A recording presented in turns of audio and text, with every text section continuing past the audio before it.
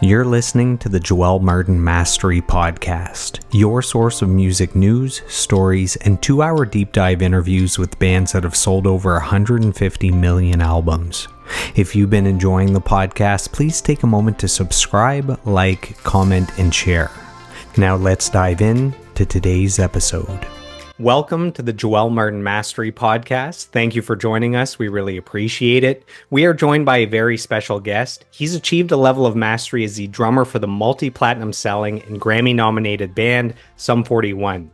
They've also won 2 Junos and sold over 15 million albums. So welcome to the podcast, Stevo 32. Stevo, how are you? And is it true that in your 40s, you've become a lover of bird watching? Hello, and thank you for having me. Yes, so we moved to Australia. My wife is Australian. We moved to Australia in 2020, and I'm in my 40s now, and I think there's 2 roads you can go down. You can stick with the wild, crazy drinking lifestyle, or you can settle down and get into birding. And the birds that we have here are insane. The most colorful, full of character, weird creatures that come to the house all the time. So most of my social life now is talking to these birds. That's pretty much who I talk to all day. I feed them, they hang out, they're my buddies. So yeah, I've gotten into birding, and I don't have to go far because we live next to a nature reserve, so they just all come to me. See, I know you're deep into bird watching because you just call it birding. That's how I know you're into it. Yeah, I mean, I'm not going to take in photos. I do take photos, but I'm not going around with binoculars and just looking for them. I know the ones that live around here, and those are the ones that, I mean, they're big. They all have an insane vocalization. They're smart. If you look up what birds are the smartest in the world, it's like people talk about how deadly, like the top 10 most deadly animals, and they're like, oh, there's this, it's all in Australia. Also, top 10 smartest birds in Australia. Nobody talks about that. So I'm trying to get the word out. It's not just death and crocodiles and all that. It's pretty exceptional bird life. So I have 2 questions for you. Number 1, have you started naming the birds, like you have relationships with them? And 2, if you're taking pictures, how do you not have an Instagram profile? Because, I mean, you would have millions of followers here with bird watching. Like a special Stevo does Aussie birds. I could do that. I joined a Facebook group about birding in my area, which which is such a departure from my previous life. I do have names for them. Like we have magpies, which are black and white corvids who like a crow, and they're famous for swooping people. My wife told me when she was a kid, her mom used to send her to school with an ice cream bucket on her head so that if a magpie came, it wouldn't cut her ear or whatever. It would hit an ice cream bucket. So people, again, they focus on the negative, right? But once you get to know them, they're just misunderstood. I mean, they're gorgeous birds. They have the most beautiful song. It is, I think, the most complex bird vocalization in the world. And they say all sorts of stuff. They can remember 150 people or something like that. They certainly know me. They like me because I give them food. And then so I call them all pretty much Maggie or Magatha. And then we have a sulfur-crested cockatoo, which is like a big white cockatoo with the yellow feathers on its head. And we call that one Peaky Beaky because he taps on the window. But I mean, if you're looking for a rock and roll story, man, those are old. The new ones all involve birds. And as equally exciting is at 43 years old, you've learned how to do some is it pull-ups or pull-ups? And after 3 months of training, you can still count the amount of pull-ups on just one hand. Is that correct? Yeah, if I had a firecracker accident and blew off most of my fingers, I'd still be able to count the amount of pull-ups I can do on my hand. I'm going to be 44 and I was like, I should be able to do a pull up. So I've never been able to do it. It's not like we were into fitness when we were younger. And so I said, okay, I'm gonna get into pull up. So I bought one of those pull up things. And after 3 months, I can do two. Actually, starting as of last Saturday, I can do four. So we're getting better. But those are my hobbies. I go and I hang out with the birds and I do pull ups. Those are the only things I do other than playing the drums. See, your results are exponential though, right? Going from 2 to 4, this is a big deal.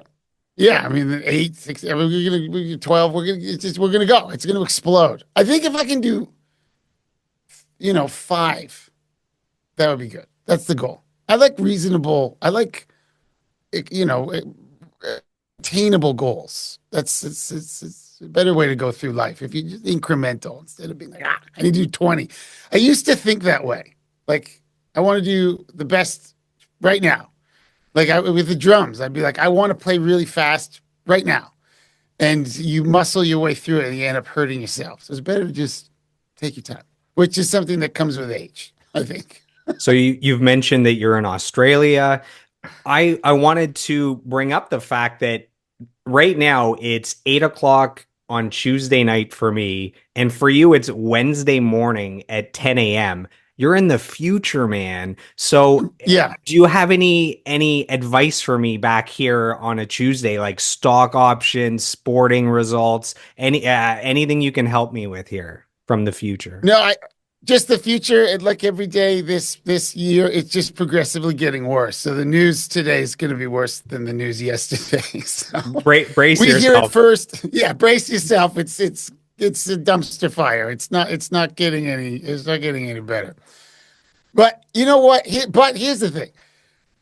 People, I made the joke and everything, and everybody, the world's on fire. People are at war. It's a nightmare out there. But you also have to live your life obsessing over that stuff. And one of the things that I've come to mature into is, like you can still go outside and look at the bird. The sky's not falling. It can still be a nice day, even though bad stuff is happening in the world.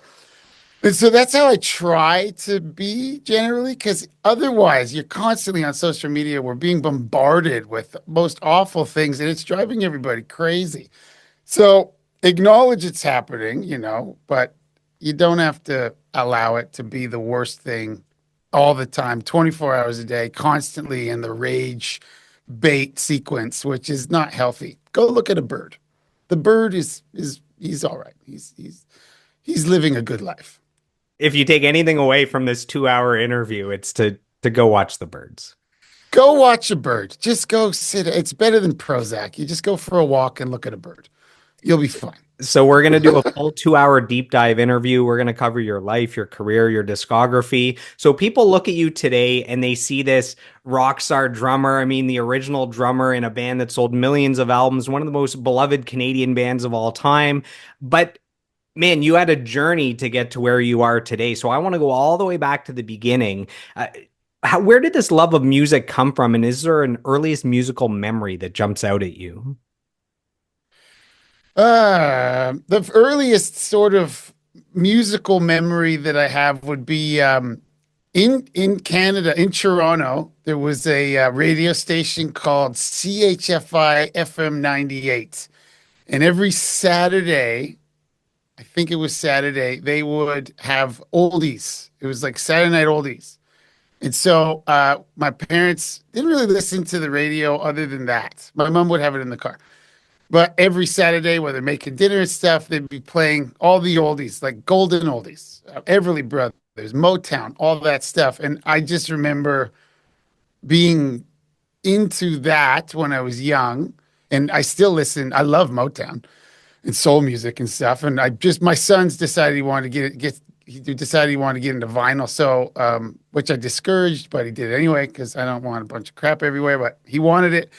Went to the used record store and I got him, an Everly Brothers record because there was nothing else there cheaper than $5. And I'm like, these are good songs, So that stuff, 50s, 60s music was on all the time. And I remember liking it.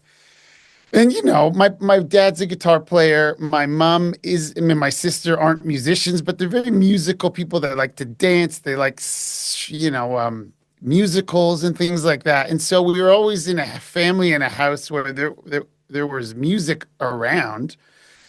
And I always was drawn to it. And then when I was 11, well then, okay, so I know Motown, I know the Everly Brothers, I know the Big Bopper and that kind of stuff because it's on the radio on Saturday night. And then I start getting in the first music that I discovered as a kid was what was popular on the radio in the early 90s, which was hip hop. And so I started getting into, Canadian Maestro Fresh West and, Let your that backbone sort of slide. yeah, absolutely thread the needle, like old school hip hop. I loved the Humpty Dance, whatever, and then, and my sister is big into like 80s music. So I knew all that stuff. But for me, the thing that kind of got me into rock, which is kind of funny and fitting because I like funny things, was Wayne's World came out in 1992. So I was 11, I think. And, my parents didn't listen to that style of music. And so I discovered all those kinds of bands through that. And, Like Bohemian and, Rhapsody or but I Alice never heard Cooper? Bohemian Raps, all of it, just rock, like 70s rock, I guess, which then led me to, in general, rock. I got into Nirvana. I think the first record I bought, which was a cassette, was Guns N' Roses Use Your Illusion 2. And then I just started watching tons of stuff on Much Music and was it called The Edge with Sookie and Lee and that sort of stuff. And we got into sort of alternative music. And then I discovered Green Day. And around 94, there were so many great albums: Green Day, Offspring, Rage Against the Machine.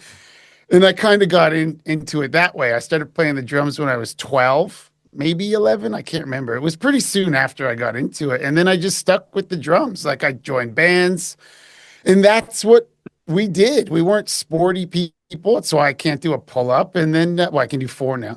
And then, that is what we did. Our entire youth, we were in bands. I was in a band when I was in elementary school, and then in high school, I met Derek, and I joined. He had a band called Casper, which was like a Nirvana, Weezer type of thing. And then we made Sum 41 in '96 when we went to Warp Tour. And so that's the trajectory from kind of being exposed to music and then discovering something and then discovering the thing that ultimately led me down the path that gave us our career.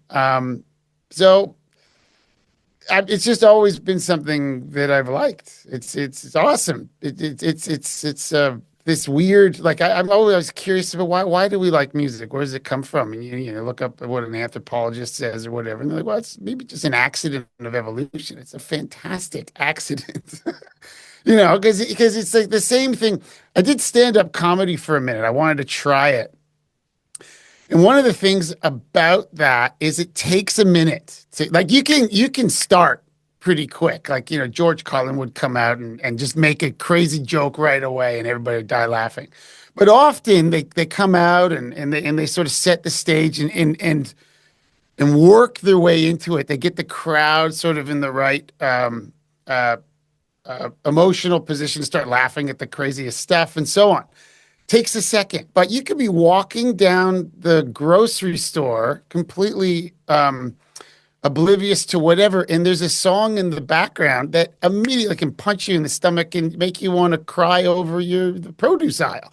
So there's a magic to it that I think is interesting to me, and I've always liked it. I always have it on in the background, and I like rhythms. I like rhythms either as drums or as spoken lyrics. That's why I still like hip hop, and I love melodies. I have a mind like most of us do, where there's always a song stuck in my head. There's always something that I'm humming or whistling to or whatever. So it's a pervasive, good pervasive aspect of life, and it's a great way to express yourself, and it's a great way to convey the human condition, either in a funny way or in a sad way or in a happy way or in a stupid way. I mean, it's so malleable and it's like Play-Doh. You can make anything. So it's great. That's why I like it. What's funny is when you mentioned growing up, you'd have the oldies playing on the radio. And for me we're around the same age. For me growing up, the oldies on the radio is the Rolling Stones and the Beatles and AC/DC and whoever. And I haven't listened to the radio in a long time since the iPod where I can start choosing my own music. And recently Yeah. I listened to the radio a little bit and I had it on the oldies here in Ottawa. And now the oldies is like the Tea Party, Our Lady Peace, Finger 11. And I'm like, oh man, times have changed from what I remember the oldies being. I just saw a reel on Instagram, and it's these two British guys going to a record store, which in itself is a fairly anachronistic like thing to do. Like, why the hell would you be in a record store? But anyway, and they're like, "Oh, look, a dad rock album. Let's see who's on it." And they're like, "Oh, it's got to be Journey. They got to be Foreigner." And they look on the back and they go, "Fat Lip." I actually sent And that to you. I don't know if that's how oh, you is saw that it. from you? Oh, Yeah, I maybe that sent was that. from It you. was the Okay, very first thing that they play is Fat Lip, and I thought that was yeah, awesome. yeah. Oh, maybe that was from you. That's hilarious. And I was like, okay. Now I remember when there was a switch because there was a classic rock station in Toronto, I can't remember, 107 The Rock, something like that. Q107 maybe. And I remember, yeah, same thing. Well, there's oldies and then there was classic rock. And classic rock was, yeah, AC/DC, Led Zeppelin, The Who, Aerosmith. that sort of Aerosmith, all that stuff. 70s, late 60s, early 80s maybe. And then one day I was listening to it and Green Day came on. I'm like, something's just changed. What's that about? The thing about me is that because I mean I love all styles of music. And when I was a kid, we weren't just listening to 50s stuff too. We also listened to, like, my mom loves 50s musical type movies, Gene Kelly, Sing in the Rain, that sort of stuff. And so a lot of those older songs from the 40s and maybe the 40s, the big band type of music, Great American Songbook. I love all that as well. And so even older oldies I love. And those songs have stood the test of time. They have great melodies. It's the entire genre of jazz is, not all of it, but a lot of it is based on improvising over those standards. And so I listen to that a lot as well. And I think it's funny that my son, who is 14, a 14-year-old kid, whatever generation that is, I don't know, and he'll be walking around the house singing a song like a Bobby Darin song or something, like or These all are of that's me. called a parenting win, I think. Yeah, yeah. Well, what I hope is that he, in a fundamental, deep sense, when he's older, if he gets into music, which he might not, like he'll understand just the chord progressions in a way, like how a song should be put together. He probably couldn't explain it to you, like say this is the verse, the chorus, the bridge, blah blah blah. But he'll know deep down how what a nice song and how how a nice song is constructed. And there's some amazing bands and musicians. Not so many bands actually. There's a lot of great songs, I think, coming out sometimes.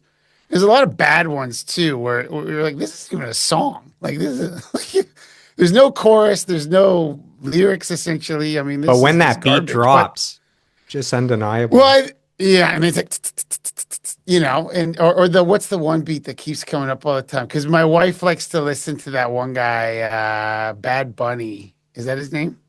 Yeah, And he's it's like the always biggest that international artist on the planet. the Yeah. same beat every time. So me as a drummer, and this is me being an old man who likes birding, being uh, an old stuffy jerk. I'm just like it's the same beat.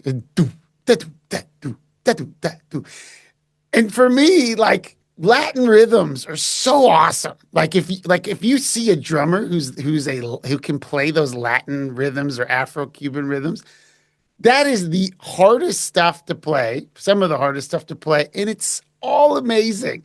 Because what they're doing is they're taking there could be five guys, doing one thing, and this one drummer is doing all of them, right? And so I don't know, it just seems like a waste to not do that so much anymore. But anyway, people like the do It gets the in people every song. going. It does, and you can do the dance or whatever. But as a drummer, I just find it a bit boring. So if we were friends when you were 16 years old and you invited me over to listen to some albums, what albums do you think you'd be playing for me at 16? No effects, 100% no effects. A lot of those SoCal um punk bands from the 90s we were really into. So no effects for sure. Probably the SoCal, that would album be like Ribbed. Goldfinger or something, if SoCal or I no? mean, were they from California? I can't remember. But no, I mean, yeah, we liked that one record, but the biggest influences at the time would have been, yeah, no effects, Rage Against the Machine, that one record, that first record was still banging. Oh, that came out in 92, I think. What else would have been out in when I was 16? I mean, yeah, basically SoCal Punks, Bad Religion, Pennywise, Lagwagon, things like that, Propaganda. Um, we got into all that stuff. Um, I don't know if I would have been like, let's put on Zeppelin 3 or something.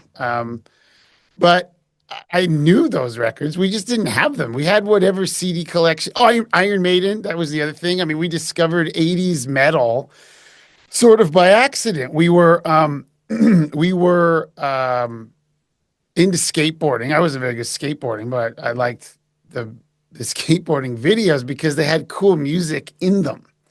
And there's this one video in particular called Welcome to Hell that somebody had on a dubbed VHS tape. And the skater's name was Jamie Thomas, and all the guys in the video are skating to classic rock, what we would call classic rock, Van Halen and that sort of thing. And then this guy, Jamie Thomas, starts skating to Hallowed Be Thy Name by Iron Maiden. And we were like, what's that? Like, what is that?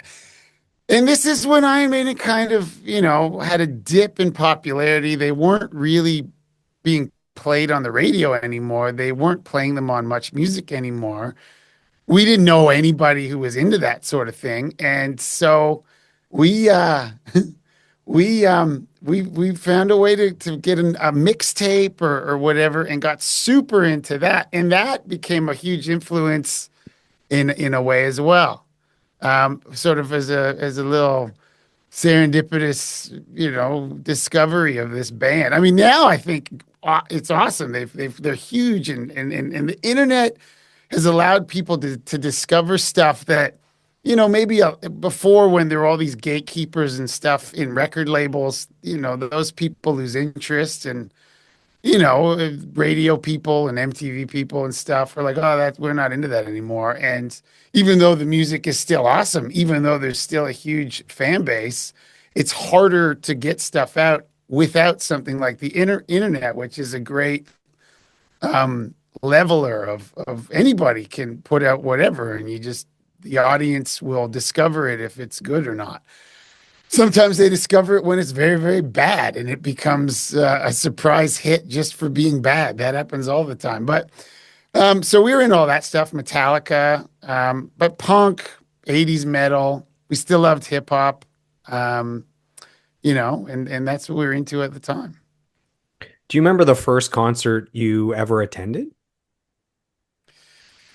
Yeah, but it would have been something like when in the 90s as well, when I was still like before I met Derek and we got into punk music. My sister, who was always into stuff, was into Canadian indie music because there was a big Canadian, and it might have been a band like Sloan or something like that, or I can't even remember the names of all those bands, but it might have been a Canadian indie type band that we would have gone and seen at a club in Oshawa called the Moon Room or something. And then I think maybe the first festival I went to would have been something like Edge Fest or something like that. We're like a band like the Tea Party would be playing. So those were my first shows that I might have gone to. but the first show that made a massive impact on me was going to the Warp Tour in '96.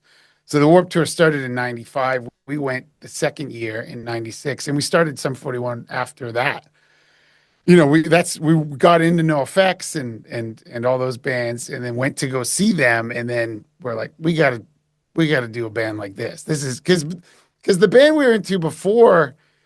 And it's funny thinking of this now. We were like I said, a Nirvana Weezer thing, and we got into No Effects, and we would just play in our friends' basements, little basement concerts. And I remember we were like, we should do "Sticking in My Eye," and we thought, we can't. You can't do that. We're in a Weezer Nirvana band. There's this invisible, boundary which you cannot cross. Like, who cares? You're 13 or 14 or something, hanging out with your dorky friends in the basement. Like, play whatever. But we were like, we can't. We've already established our brand. Anyway, so that's why we started Sum 41 afterwards. But I remember that show clearly, and that was awesome.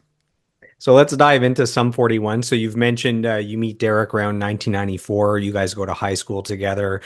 You start a cover band together, and then It wasn't a cover band. No, we no. weren't ever a cover band. No, that comes up a lot. I don't know why. I've always covered songs, but they were always originals. When I joined the Casper, so Derek's first band, they were all original songs. And I remember one of them was called Wet Cow. And I remember another one was called Jism. And my mom saw our first demo tape. I wish I still had it. And she saw the title Jism and was like, "What do you guys can't practice here anymore?" And I was like, "How do you know what Jism is?" And she was like, "I don't, but it sounds rude." So we had original songs, and like Derek wrote those songs, I think, because I don't think the bass player Grant wrote them. And then we started Sum 41, which was never a No Effects cover band, but we did cover No Effects songs, but those were original songs too. I wonder why the internet thinks that Casper was a cover band. It wasn't a cover band. I don't know. I don't. Maybe because there's no information about it really. I mean, it wasn't. I wish. Like I said, I wish I had a demo or something and I could listen to it. But they're all lost.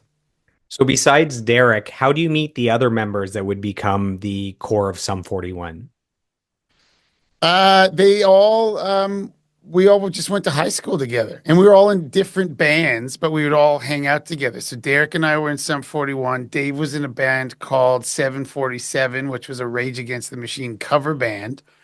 And then Cone was in another band that I cannot remember what it was called, but we called it Lizard. I think they always changed the name. They always had a name change. And we would go to the city, all like the three different bands, and we'd go to the city and sign up for Battle of the Bands together. And we'd all try and get on the same bill, play together. And then we would rent a school bus and bring all our friends from Ajax and drive to the city the night of the show. And I remember for Cone, he was in a band. And at the time their name was Wizard. And when you go to these, I guess it was at a club called the Opera House, and they had tables set up on a specific day, and you'd go and sign your band up. And I guess the guy didn't hear Cone, so the guy said, "What's your band called?" It was loud. There's music playing, and Cone went, "Wizard." And the guy said, "Lizard?" And Cone was like, "No, Wizard." And the guy went, "Lizard Tongue." And so Cone's band was called Lizard Tongue for that show. Anyway, so I think by then we were Sum 41, 747, and Lizard Tongue played a show together. And then we had a guy in the band called John Marshall. He left, and we were like, we need to get Dave. Everybody knew that Brown Sound was the best guitar player. And we just tried to launch a charm offensive to get him from 747, which he was in with his cousin, Vaughn. And so we were trying to get him out of a family thing, but he was doing both for a while. And then Cone joined right before we got signed, maybe 6 months before we got signed. This guy that was in the band, Rich Roy, he crashed our van and then quit the band, I think, because he wanted to avoid any repercussions, insurance, whatever. And then we needed a bass player because by that time, like stuff was happening. We got Bonesy in there, and then he became the bass player, and then that was the lineup when we got signed. And is it true, everyone that loves a band wants to know the story behind the band name. And man, I was a teenager when you guys got big. You guys were a part of the soundtrack of my teenage life. And I remember hearing rumors about the band name. Is it true that there was a name change 41 days into the summer? Is that Sum 41? Is that actually the truth? It was something like that. I mean, I can't exactly remember the details. I vaguely remember being at almost like a slumber party, not a slumber party, but we are all sleeping over at somebody's house, and one of the guys was there, and we were just thinking of a million different opportunities. And we're like, we're not leaving this room until we come up with a name. And I think it wasn't me. Somebody suggested that, and that logic of 41 days into the summer, but I think we were either I don't know if we were thinking, okay, the first day of summer, June 21st, or the last day of school, whatever that is. I have no idea. But that is the name, that's where the name came from. But I don't know if it makes exact sense. But yeah, that's where it came from. Yeah. And at the time, each member had a nickname. How did you get the 32 for Stevo 32? I think it's a terrible nickname, but my last name is unpronounceable, so I still use that. I think it has to do with I was so bad at sports, like completely uncoordinated, couldn't like Derek is actually really good at basketball. He was the free throw champion of the Durham region one year or something like that in a competition. Derek is good at basketball. If he was seven Um, feet, he would have played in the NBA. That's right. But, he's got that great long shot. And then we would play that, and I would just completely miss the thing. And we would play other stuff, and I was terrible. And so it was something like, in football, when you call blue 32, and then you hut the ball, I somehow became Stevo 32. And then it became my waist size, which was 32. And then as I got older, that didn't make sense anymore because I started to get a dad bod. But then I started doing pull-ups. Now I'm like Stevo 31 now, so like it's all I'm better now. But that's where the name initially came from. I wish it was a better nickname, but that's the one. That's the one I got. So in 1998, you guys record a demo and you start sending this demo out to record labels. Is that how you caught the attention of the record label that signed you? We sent out record labels. So we sent out demos to record labels, and we didn't hear anything. That's a very normal Crick, story. just crickets. And when you're young and you're full of anticipation and excitement, you send it out, you get nothing. And then somebody said, "You guys are always filming yourself doing stupid stuff on video cameras. Why don't you edit that stuff together? Pick the funniest stuff from those videos." This is decades before like YouTube is what it is today. We were purely recording those things for our own enjoyment. Like there was no outlet. But somebody said, "Why don't you edit something like that together? Put the music from the demo on that. Let's send that out." And that's what we did. And it it was it was immediate. I mean, every label is all of a sudden interested. I mean, it almost it became this buzz. It became this thing where people at record labels in the U.S. were saying, "Have you seen this video? These kids up in Canada? It's hilarious." And then once you get that momentum going, I mean, we at one, so what ended up happening? We started meeting these people and we would play shows for them. I think the first guy who was interested was Rob Cavallo, who produced Dookie and American Idiot later. And he was an executive at Hollywood Records. He was the first one to fly up, and we did a show for him at the Alma Combo. And it was just him in the audience. It's just us on stage and him. The And we're energy like, was electric from the crowd. this was our one shot. And so we put on our budget arena show with fake pyro and like firecrackers. I would light my sticks on fire and light my cymbals on fire. Like we put on the whole, and just to say something about that. One of the things that Sum 41 always did is that even if there was nobody there, we would, especially at the beginning, we would put on the best show for no one. We would, after we got signed, we'd do these festivals and we would be on before the gate was open. And we're like, there's a one security guard there. The show is for that guy. And so for anybody watching, that's a good philosophy. Like, don't be like, oh, there's nobody here. Why bother? It's like that guy's there, whether he's from a label or not. Do the show for that guy. Anyway, so Rob Cavallo was in the audience and we played for him. And I remember my bass drum pedal broke almost right away. The spring broke. I'm like, it's over. Like our life and our career hinged on a spring. And there you go, like the cruel fate of the universe. But he loved us. He didn't notice. He didn't care. And we almost signed with them. It's a long story, but it all kind of fell apart. But not because of him, because of lawyers and stuff at that record label is what I think happened. But afterwards, we started getting so much interest from other labels that we, even if Hollywood Records gave us the best offer, we would have had to look at the other ones. So there were so many, we set up a residency every Wednesday, something like that. We would play at a club called Ted's Wrecking Yard. And every Wednesday, label people from America would fly up and watch. And we'd meet them, and some of them were super into it and got the band. Some of them didn't get the band and were only going because their boss was like, this is a thing that might be happening. Go check it out. And, we did that for, I don't know, a month or I can't remember how long. And then we finally whittled it down to the label that we ultimately signed with, which was Island Def Jam. And it was the best decision that we made because now, because I didn't know anything at the time and I still don't know anything, but I've since met people and know people who had so much promise and potential and,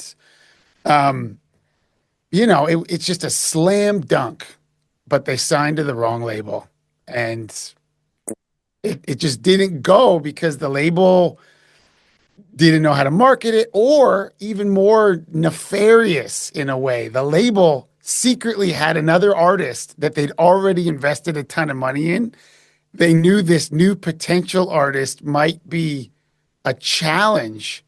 And so they would sign that person and then put them away in a box forever. And that happens more than you think.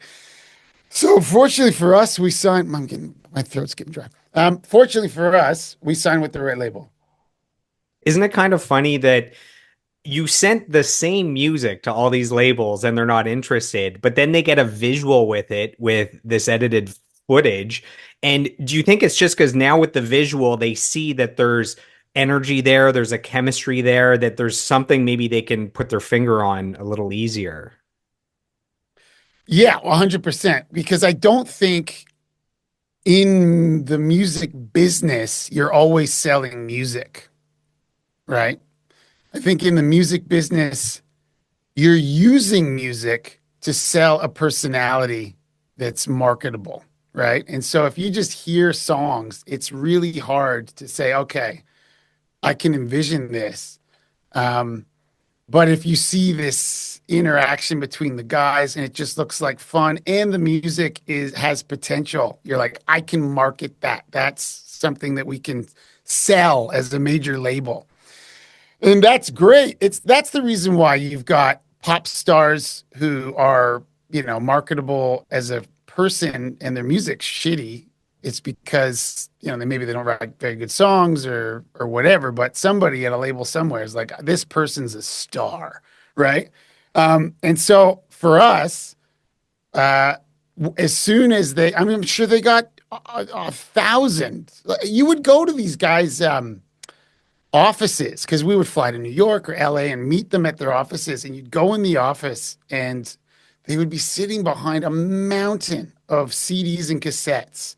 And they would just sit there all day and put them on. Like the human mind is like you're going through a stack of needles to find the right needle. And it makes it a hell of a lot easier if you're just like, I see this thing, I'm entertained from watching this video because they're not looking for just the song to entertain you, at least with our kind of band. They wanted a band with personality, and that's what we had too. So it was a combination of all those things. So let's dive into the band's discography. So in 2000, you guys release Half Hour of Power. There's one single, Makes No Difference. The album eventually goes gold. What thoughts, memories, emotions come back to you now when you think back to that debut album or EP, however you want to say, that kickstarted the entire journey you've been on since then? Well, it was exciting. And again, going back to having the right label, they didn't want us to just put out a song and then have a single and then forget about us. They wanted to set it up correctly and create a career that would be beneficial for the both of us. And so they said, don't put out we're not going to dump all the money in this first EP. You guys need to go on the road and tour and stuff. So we got some money to make that EP. And those were the songs we had at the time. And we recorded our set at the time. That's like in sequential order. That's why there's a drum solo in the middle of the EP. Again, because it's ironic and silly and goofy and stuff, but also because that was just part of the set. So we went on tour a ton and we started to develop our chops a bit just by doing. And we went on our earliest tours. We're traveling around North America in a van. It was fun. It was the kind of thing that I don't necessarily think I'd want to do in my 40s, but when I think it was 18. I don't care. I was like, I'm in a van. This is awesome. But and so we had great times. And that was our first, we'd never really been anywhere. I think I went to British Columbia with my parents once when I was in the 5th grade. But we were in Vegas. We went to LA. We went to New York. We went to Medicine Hat. Like we went all over the place and saw North America, which is exciting when you're a kid just traveling around with your buddies. And so that was great and really fun. But I do remember after that cycle was over, we went straight into recording All Killer No Filler. And I remember after the album was done, I remember when we first got a bus and we're like, oh, this is Living the dream now. Really nice. Living the dream. We're in a bus. And that was like a big level up. But those early years in the van were fun. So between the drum solo on 32 Ways to Die and you being on the album cover with a Nerf gun, was this EP created just to showcase your extraordinary talents? That's my question. Well, I don't think I have extraordinary talents other than being a goofball, but no, I don't know. I think we just, in those years in particular, we would just go with what we thought was funny. And I don't even know how that album cover came together, but somebody put it together and it was the album cover for the demo that we sent out to the labels. And somehow we were like, this is such a good concept. Let's put it right on. Let's use it again. So I don't know how exactly, but I mean, for the first 3 records in particular, I think you're on all 3 covers. Yeah, in one way or the other. So I'm on Half Hour Power. I'm one of the faces in the Polaroids on All Killer, and it's me on the cover of Does This Look Infected? It was all just to be funny. Like we were just like, that's funny. Let's do that. That was the deciding factor for so many things early on. So that first single, Makes No Difference, that's how most Canadians discovered the band, including myself. Do you remember the first time hearing your music on radio? Maybe it was before that with a demo or something, but that's how we discovered you? I don't, but I think and I could be wrong, but I think the one thing I do remember is when Makes No Difference got in a movie. And it was the first time a song of ours had ever been in a movie. And so we went to the movie, and the movie was Bring It On, which is like a cheerleader competition movie. That was a big I remember movie. Maybe that. not your demographic, but that was a popular movie. Yeah, I remember that. And I just remember, that's funny. The first thing I remember us being in was before all of this. We were in high school, and Derek somehow got the gig to sing a song for a commercial. And the commercial was a food fight for something. And they were going to sing Food, Glorious Food from Annie, Oliver Twist, some musical thing. Food, glorious food, hot something and butter, ba ba ba ba ba. And they're like, okay, well, let's get everybody to do it. So Derek sang on it and played guitar, and I think I played the drums and Cone bass, Dave other guitar. So it was the first time we were in a commercial. Wish I had that commercial. I have no idea. And that was like one of the first times we were in a studio. Maybe because a lot of the demos early on were just recorded at home. So I remember that. That was funny. But yeah, the first time I remember hearing Makes No Difference in the world. I'm sure I would have heard it before, but the one that comes to mind is we were like, let's go see this movie. Our song is in it. So there you go. So the song was also in the movie Van Wilder. It was in NHL 2002. It was in Big Shiny Tunes 5. What was it like having your song in those different pop culture mediums? I mean, I don't know. I mean, I didn't know about those ones. At the time, I don't think that's something we would have really thought about. It's just like, oh, okay, great. You're so busy with a million other things. You just know it's being played and the label's trying to get it out there and like radio people and placements and stuff. They're just doing all the things that will help create a buzz. The whole point of that record was to just give us some experience touring, right? So when we went on tour, we had something to sell after the show because we weren't headlining, we were openers, right? And then the other thing was to just sort of lay a foundation across North America to set up All Killer. That was the whole point.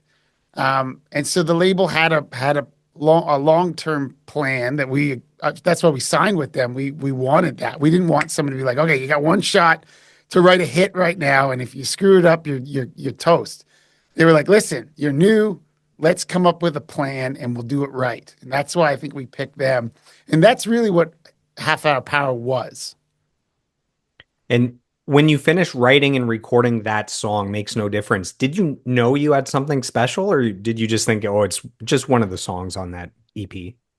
Well, I think we had that. It was on that original demo from 98, maybe 97. So we were maybe it was written maybe in 1997, maybe. And there was another song called Summer, and then there was maybe a couple other ones. But Summer and Makes No Difference we felt were the best, catchy, almost like had single potential.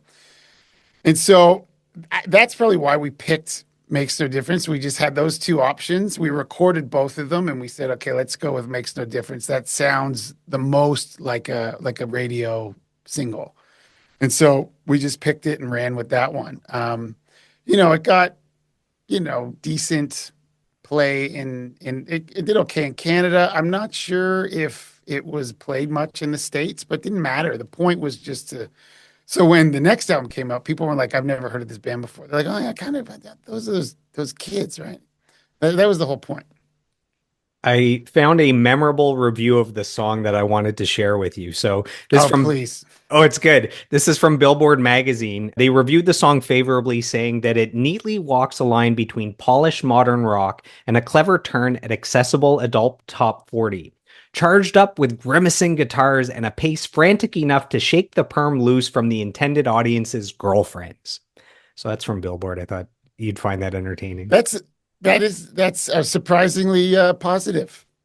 I remember back in the day there weren't many positive reviews, but I also completely understand that. I mean, the kind of person who gets into working for Rolling Stone or whatever is not getting into it because of a new band like us. And sometimes these people would show up and they would be cool, and then they would write the worst shit. And you were like, "What? We were hanging out." Other times I thought they'd we be were a boys. dick. Yeah, we're buddies. Like you just hung out for 3 days, and that's what you wrote. And then other times they'd be a dick, and then they'd write something okay. And other times, they would just write they were a dick and they wrote awful things.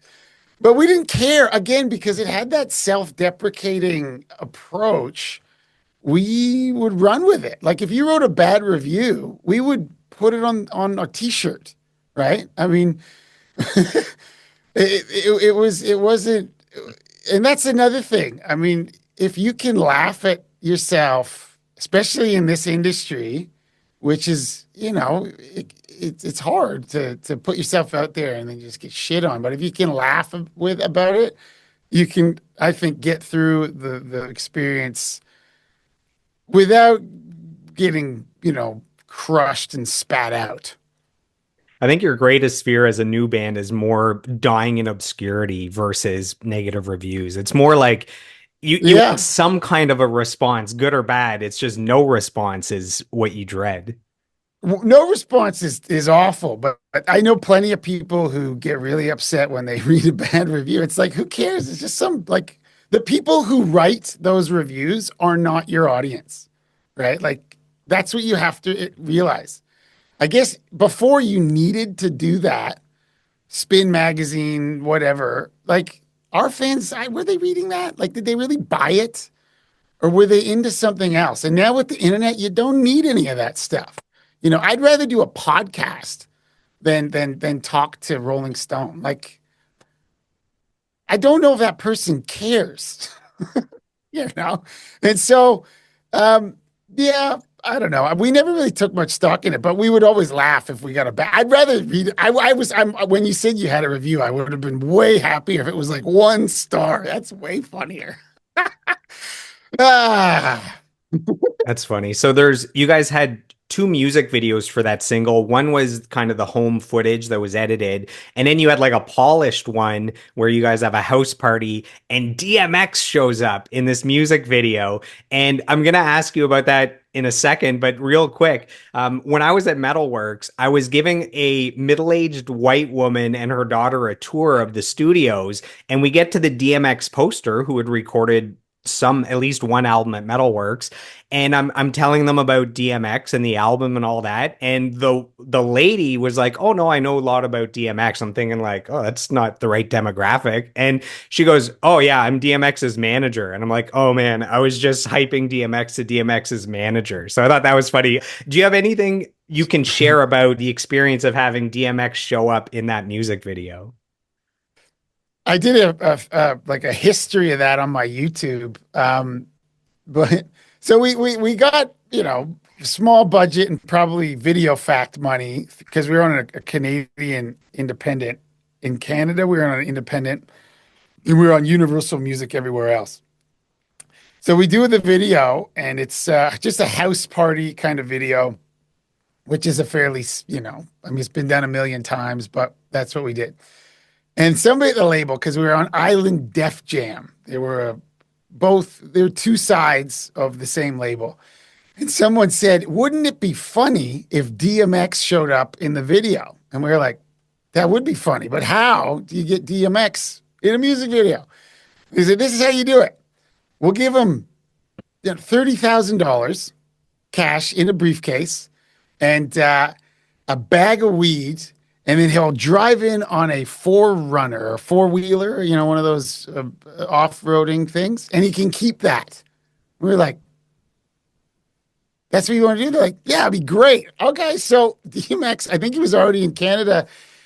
That's what they did. He's like 3 hours late. We didn't know if he was going to show up. Finally, he shows up with a huge entourage. And when DMX showed up, it became a DMX video. I tried to get back on set. And his security guard guys were like, "You can't go in there." I'm like, "I'm in the band." They're like, "No, you're not."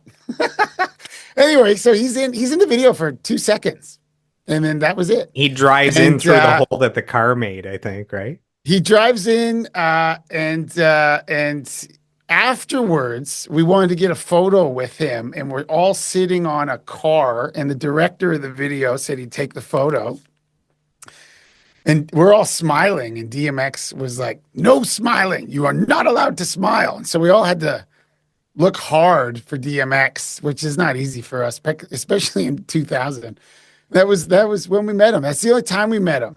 Yeah, I mean, it was cool that he did it. I thought it was hilarious that he made that much money and got all that stuff for appearing in the video for 2 seconds, and then he just left. It was wild. And it costs another Yeah. 30,000 for that picture. So Yeah. And all that money could have probably gone in, like if we didn't get DMX, to maybe get a better video, but I don't think it matters. I think that is so random and weird that it's almost worth 30 grand. well, for some credibility for that video, I remember seeing it at the time and being like, holy shit, they have DMX in their video. So I know for me, that was like a shock factor. Like, man, these guys from Ajax have made it. So I think that Yeah, was worth yeah. 30 grand anyways. Yeah. Whatever the idea is, because like I said, looking back, the idea has been done a million times. There needs to be something different for just a hook.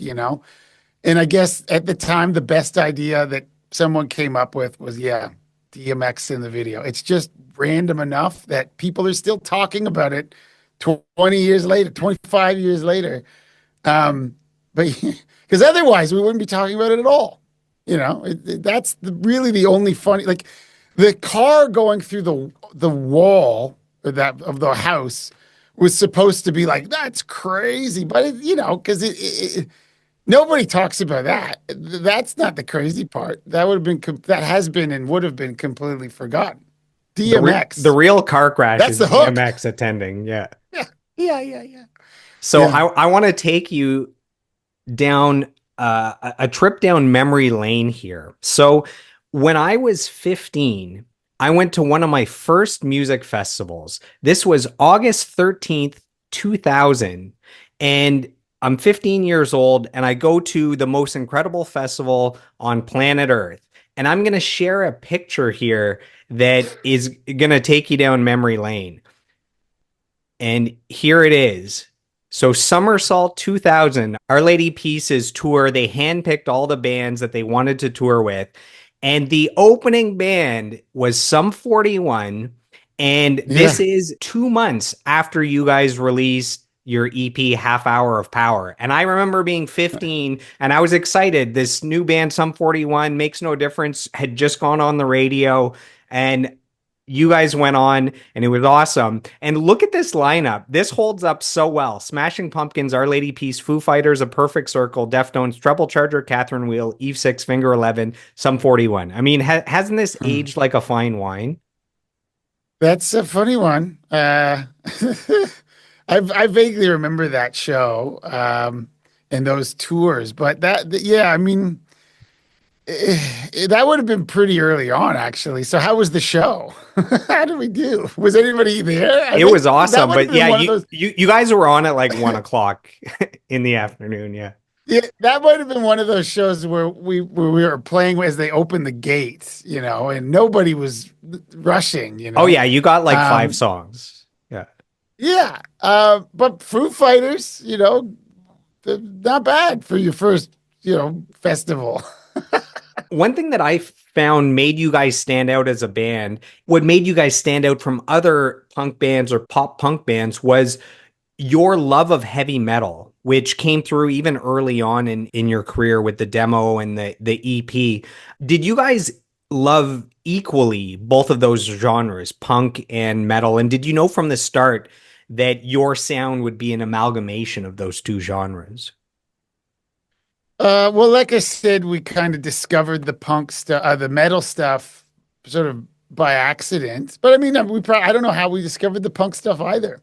I think more people were into that. No one that we knew was listening to Maiden. Everybody still listened to Metallica though. And Dave was a big metal guy. Before he was Dave Brown Sound, his name was Death Metal Dave.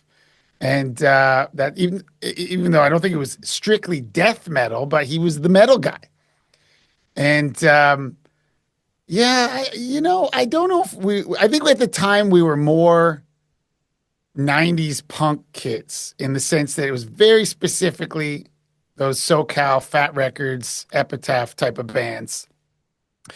Wasn't really 80s stuff. And the 70s, I mean, we listened to the Sex Pistols and the Clash. And then the metal stuff, we just started. It was like five bands. It was Metallica, Iron Maiden, Judas Priest, Motorhead, Pantera, and a few other ones that I can't think of right now. But I mean that was kind of what we would listen to, and we were certainly at the time more into no effects and that sound. And then as we went onwards, and as we got better as musicians, and we were able to play, like the metal stuff does require a little bit more of a technical thing at times. Like the riffs are maybe a bit more, tight and chuggy. Um, so yeah, I mean, we were always into it. We were into all sorts of stuff. We used to cover, like, we would break into these sections and sing like a Boys to Men song as a joke. A lot of it too was funny because as much as I love 80s metal, and I do, like, it's ridiculous. I mean, the music videos are so silly, and we loved that campy aspect of it as well. Not all of it. Like Metallica's one video is so badass and still is, but some of the Maiden videos are kind of cheesy. Some of the Priest videos are cheesy. Some, like, they're just a product of the 80s. A lot of the videos are cheesy, right? So that's how we got into it, and that's the influence was there from the beginning. It started almost as a joke, and then as we were better musicians, we started writing songs that were serious sounding metal songs. But I mean, but we've been doing that forever. I mean, I still see comments where people are like, "Can you believe Sum 41 can play metal?" It's like, yeah, we've been doing that for 25 years. It is like there's not a huge leap between the fast, at least from a drumming perspective, between the fast punk beat and the fast metal beat, other than when you use the double bass. As far as the eighth notes and the backbeat on the, eighth notes on the right or cymbal or backbeat on the snare, and a lot of the fills, it's pretty much the same. So it's not a huge leap, but yeah, I mean, it was great. It's good to have different influences so that you're not just doing the same thing over and over and over again, unless you're AC/DC and you want to do the same thing over and over and over again because you're AC/DC and, that's what you do. So one final thing about Half Hour of Power, and then we'll dive into the next album. All Music said the songs are well crafted and the hooks are catchy. So I got lots of great reviews here for you. So let's dive into All Killer No Filler. This comes out in 2001. This is the big major global breakthrough. 3 singles: Fat Lip, In Too Deep, Motivation. It was on the Billboard 200 for almost a year. The album goes platinum in the US, 3 times platinum in Canada, sells over 3 million copies. It was the 3rd best-selling album of the year in Canada by a Canadian artist. Could you ever have imagined when you started the band that just 5 years later you would have this much success with this album? I think at the time when you're a young man or an old boy, it's probably more what I was, like, you're not necessarily thinking at the time, this is crazy. I mean, it's fun and it's exciting and things are happening. You can feel the momentum, but you don't have the world and life experience to compare it to an alternate reality. And I basically graduated high school, and then 6 months later, we were signed to a major label. So, like, I just kind of started doing that, and it just seemed as if it was something that was happening. And this is crazy, but this is happening. It wasn't until much later, when I was older, looking back and being like, that's bananas. Like, we saw No Effects at 1996 Warped Tour. We're like, let's start a No Effects, like, kind of band. And then by 2000, we're signed to a major label, and we start playing Warped Tour. I think we did 2 weeks or something. And then by 2001, we do the whole tour and we're hanging out with No Effects.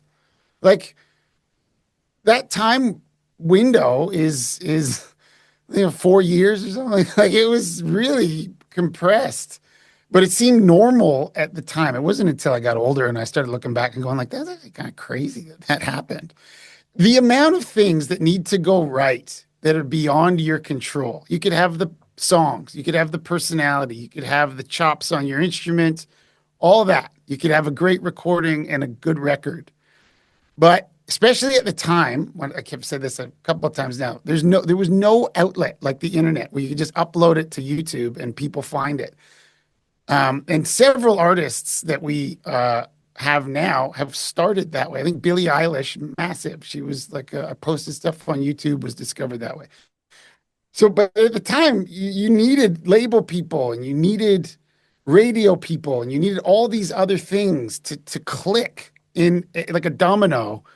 And you, I mean, Murphy's Law dictates that it's not going to work. Something will go wrong. But for us, it didn't. It's crazy. Like, I don't know how it happened. I have no clue how the external forces in the universe allowed it to happen, but they did. So almost no human being will ever experience that level of success. Can you share what your life was like at the very peak of that album?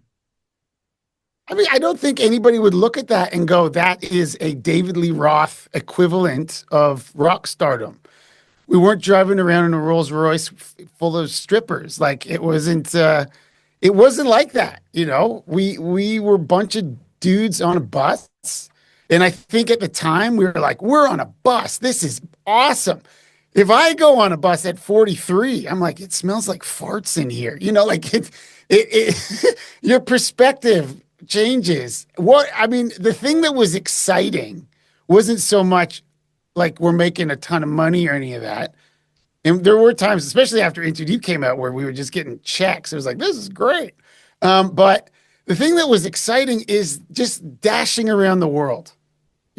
We need to be in Singapore in 24 hours. How are we going to get there?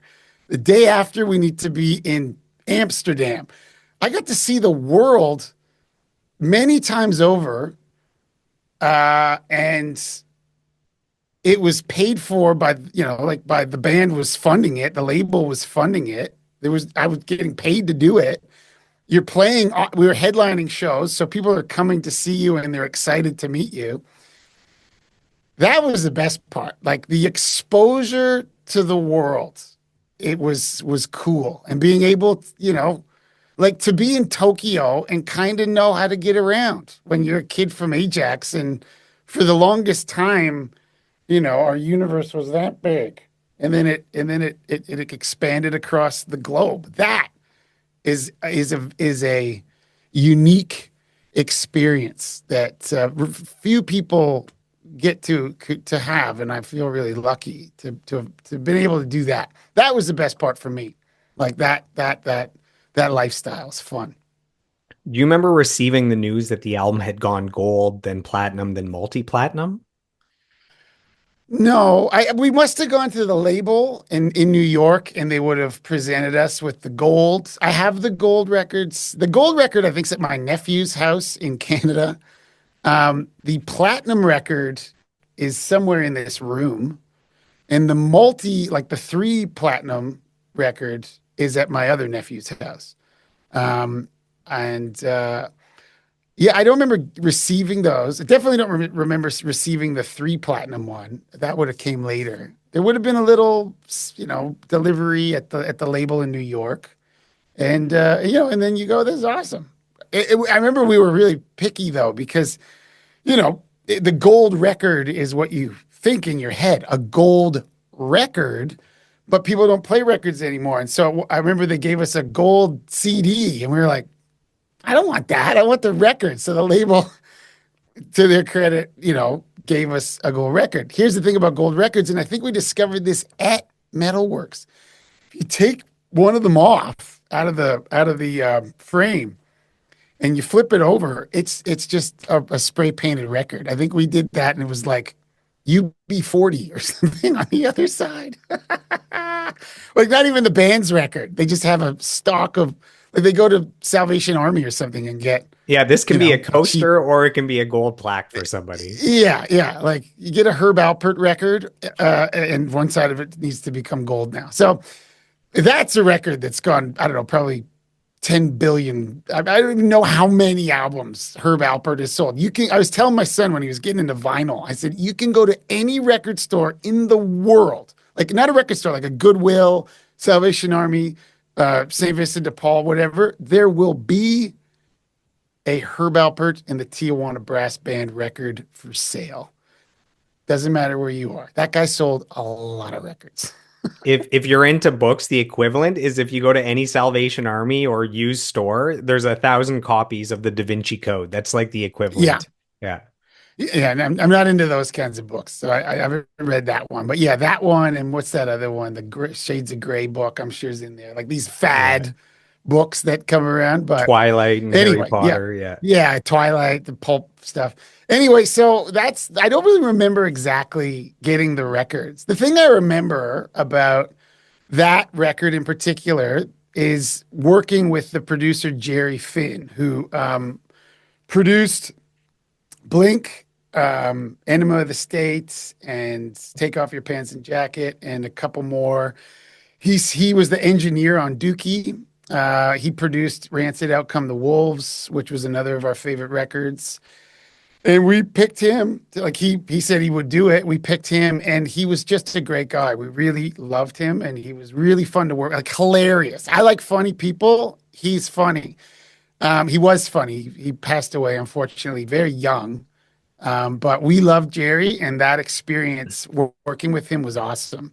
So that's my favorite memory of recording that record, which we did at Metalworks, was working with him. What do you think made him so great at what he did? I mean, he made some of the most iconic albums of all time. He was a great engineer, so because of the Green Day stuff and everything he did before, so he could make it sound good. But his approach to producing was like, when you might want to fix something at home or something like that. We know this guy who's he's like an older guy that we've become friends with, and we would say, "Oh, this broke at the house. We need to hire an electrician or something to come." And he knows a lot about houses. He'd be like, "Oh, why don't you go dig a trench over there and tell me what you see?" And then we dig the trench and you see, "Oh, the conduit's corroded." He's like, "Oh, well, why don't you go to Home Depot and buy just this section of conduit?" You go, "Okay." So you go and you buy it. And then you bring it back. He's like, "Well, why don't you just take that wire and slide it through the conduit?" Okay, you do that. And he goes, "Why don't you just plug it back in again?" And all of a sudden it works. And you fixed it yourself, right? You didn't have to call the electrician. And Jerry was kind of like that. Like he wouldn't say, "Do this, do that." He would make little suggestions that you could get to where he wanted you to go on your own. And that's something I remember. And that's what I liked about him. As far as his approach to producing, it was a light touch, but he was always right. Like he'd be like, "This needs this. Like maybe do that. Like try something like this. Like what do you think?" And then you'd get there, and you'd be like, "That's awesome." So I remember that. That's sort of how that's what I remember, at least with me. In songwriting, when we were doing pre-pro, we would get together and work on songs, and then he would come and sit on a chair and with a notepad and just watch, and he would just make notes. And then that's what I mean. Like he would he would help you get to where he knew you wanted to be, but you maybe didn't know how to get there. And then, other than that, just he's fun to hang out with. I mean, so much of, it's like getting a realtor. You sit in the car with this person all the time because you're going around looking at houses. You want somebody who's not annoying. You're sitting in the studio with a guy for months. You want somebody who's not annoying. He's entertaining. He was so funny. And a lot of the like jokes and stuff that came about, even the Pain for Pleasure thing in some ways was like a riff off of a Mr. Show sketch. Mr. Show with Bob David and Bob Odenkirk and David Cross. Like that kind of came from a Mr. Show sketch, and Jerry introduced us to that. So there was like a big brother aspect to him, like a cooler older brother saying like, "Check this out. This is the cool thing." So that was cool. I loved him. This episode has been brought to you by the Women in the Music Industry podcast. It's hosted by music producer Rob Wells, who has worked with global superstars like Justin Bieber, Ariana Grande, and Selena Gomez. Through his 1-hour interviews, he shines a spotlight on the remarkable women who are breaking barriers and making their mark in the music industry. Some of his notable guests include Morgan Lander of the multi-million selling metal band Kitty, and Pam Shane, who co-wrote Genie in a Bottle for Christina Aguilera. If you're a fan of the Joel Martin Mastery podcast, you'll love the Women in the Music Industry podcast, which is available on all platforms. So I'm going to share a few accolades from the singles, and then I have a question about the singles. So Fat Lip went double platinum, went to #1 on the Billboard Alternative Airplay charts in the US. The music video topped MTV's Total Request Live and Much Music's countdown. Then with In Too Deep, 2 times platinum, also went to #1 on Much Music. You guys made some really memorable music videos for the 3 singles, including Motivation as well. Is there anything you can share about those 3 music videos? Any story that comes to mind that you think our audience would get a kick out of?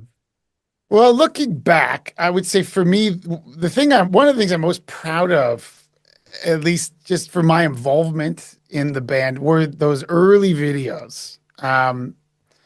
We, again, luckily just made the right connection with the right person who had the right sense of humor at the perfect time. The Makes No Difference video was cool. It was our first experience, but we needed something else for like in the they didn't have a big budget. The label's like, okay, this is the main album. This is your shot. You have to let's get a single going. Like write a hit song and we will push it. Here's the money. What do you want to do? And they asked us who we wanted to direct the video, and we had no idea. Like the only director at the time I think I knew was Spike Jonze, just because of the Beastie Boys. And he wasn't going to do it. And so they asked us, were there any music videos that we liked? And we said, well, we like that Nelly Country Grammar video, which is such a random in reference. St. Louis. Completely weird, but we liked the energy of it. We liked the colors in it. We liked just the vibe of it. And they said, well, why do you meet that guy? And so his name was Mark Klasfeld. And we go to Vegas. We were in Vegas playing the show, and he was there. Like, we met him. And we didn't know what to expect, but he's a very clean cut, sort of, like he looks like Jean-Claude Van Damme. And super clean cut, preppy looking guy. It was not what we were expecting. And he kind of pitched like a punk version of that sort of documentary style type of video, just with crazy stuff happening while we perform. And we said, okay, that's fun. And he said, where do you want to shoot the video? Like, do you want to shoot it in Canada? And I think we said, no, we have to shoot it in Pomona, California. And it was like, why? At the time, that was the only place that we had a solid fan base where we could say Sum 41 is going to shoot a video and kids would go. Because while we were touring and we were in the van and we were opening for bands like Face to Face or whatever, we played one show at this club called the Glass House, and it just like grassroots naturally kicked off. And our agent was like, you guys can go and play at the Glass House by yourself. Like you could headline that venue. It's like 800 people or something. We were like, we can? Like, if we shot it in Toronto, it would be like Makes No Difference. Half the people there are our friends from high school, And so we shot it in Pomona, and it just had the right look. Even though we're not a California band, it looked like a California punk band. Everybody looked cool. It looked fun. And then all the things that happened were just sort of random ideas that Klasfeld came up with, or things that happened spontaneously in the moment. And then the Pain for Pleasure thing at the end, we said, can we shoot a video for our heavy metal bands? And he's like, we can do 1 or 2 takes. Because there was a 2-day shoot. This was at the end of the second day. Everybody's exhausted. So we shot, I don't know, one take, maybe 2. And then that was the one that ended up as a tag on the back of the video. And then at the beginning of the video, it starts with that a cappella hip hop thing that was just a random idea. He was like, there's a guy in the convenience store right there. You guys should go rap in front of them. We're like, okay, so we go and do that, and then that became the beginning of the video. So when it went to MTV, it started blowing up. The song was blowing up on the radio, and MTV was playing the whole thing, the intro, the video, and the Pain for Pleasure thing. And this is when TRL was Carson Daly, what do you call it, Times Square. And it was blowing, it was like us and Christina Aguilera, or us and the Backstreet Boys, going head to head for number one on TRL, which is a huge deal. But, and you know this, like there was no MTV in Canada when we were growing up. The first time we ever saw MTV is when we were on MTV. And so like, even though it was like, people were like, this is like massive. We were like, oh, cool. Like, yeah, great. It was all much Good music job. for us, right? In Canada. Yeah, much music is what we knew and grew up with. So it didn't have that same, like we obviously knew about it, like Ferris Bueller's Day Off is that whole montage at the beginning where like we were exposed to the idea, but it was this forbidden media, not allowed in Canada. So that was funny. That was funny that we were on there. So then Into Deep, we stuck with Klassfeld, and it was our A&R guy, Louis Largent, who came up with the idea. He said, what if you do a parody of Back to School, which is a Rodney Dangerfield movie from the 80s? And then he looked at me and he goes, you're doing the Triple Lindy. And I was like, okay.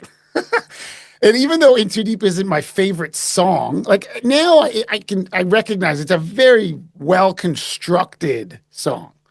It's a hit pop song. But I didn't listen to pop songs like that so much, but I love the video. I love the video. It might be our best video.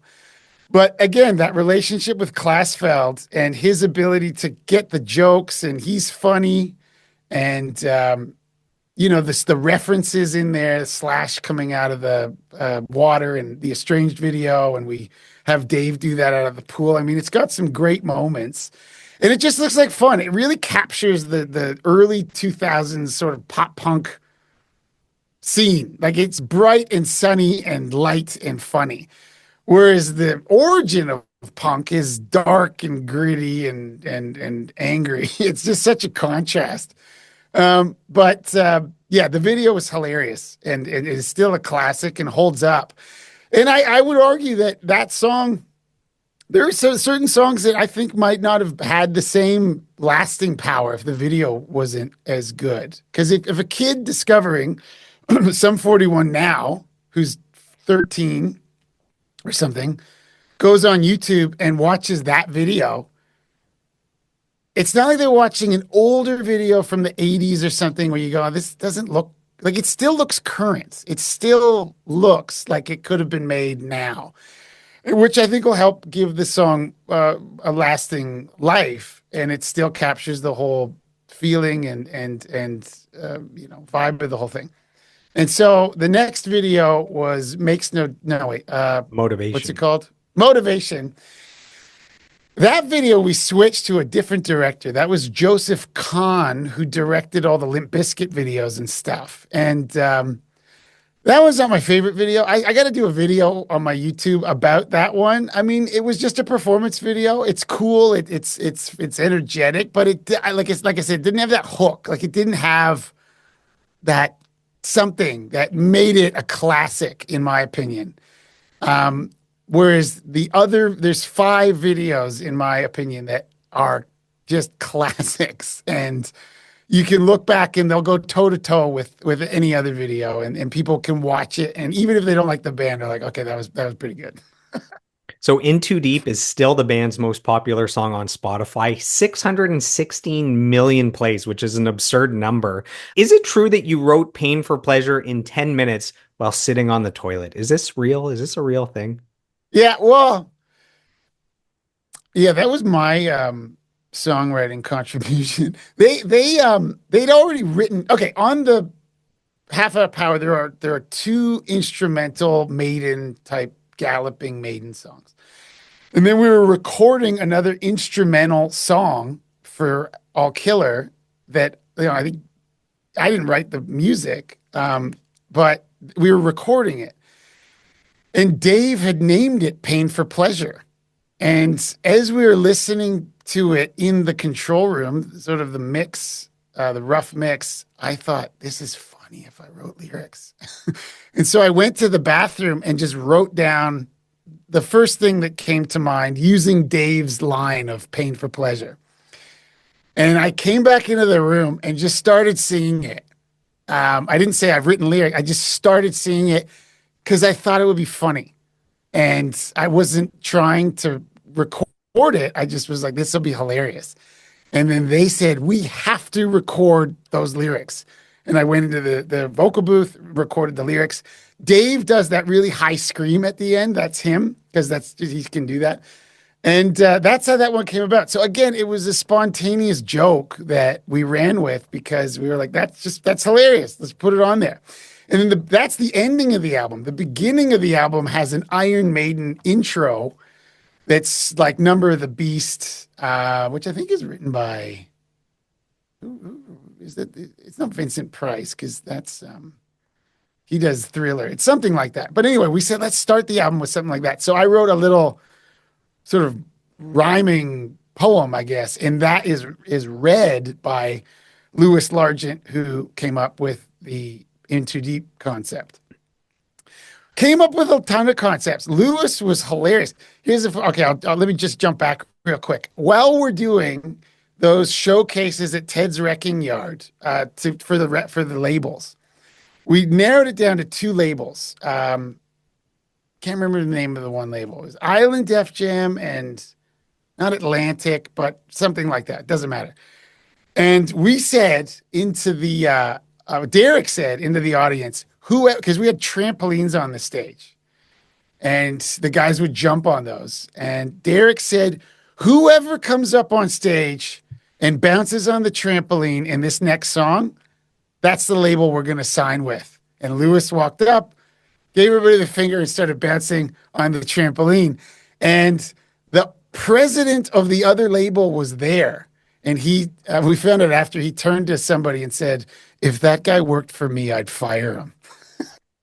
And so we signed with Lewis, and the other agent was Rob Stevenson. He was great, went on to have an amazing career. Fall Out Boy, The Killers, like tons of huge bands.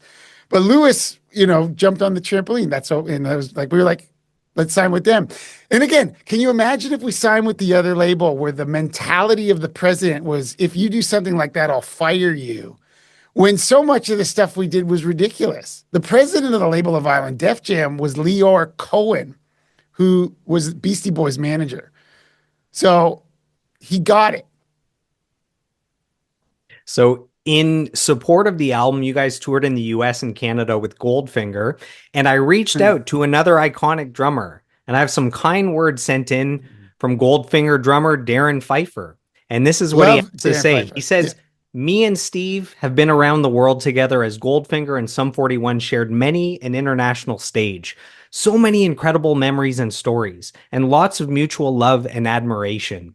He's one of a kind, and I'm happy to call him a friend. That's from Darren Pfeiffer. Oh, that's very sweet. He's a lovely guy, man. He's hilarious. He's this big, giant dude.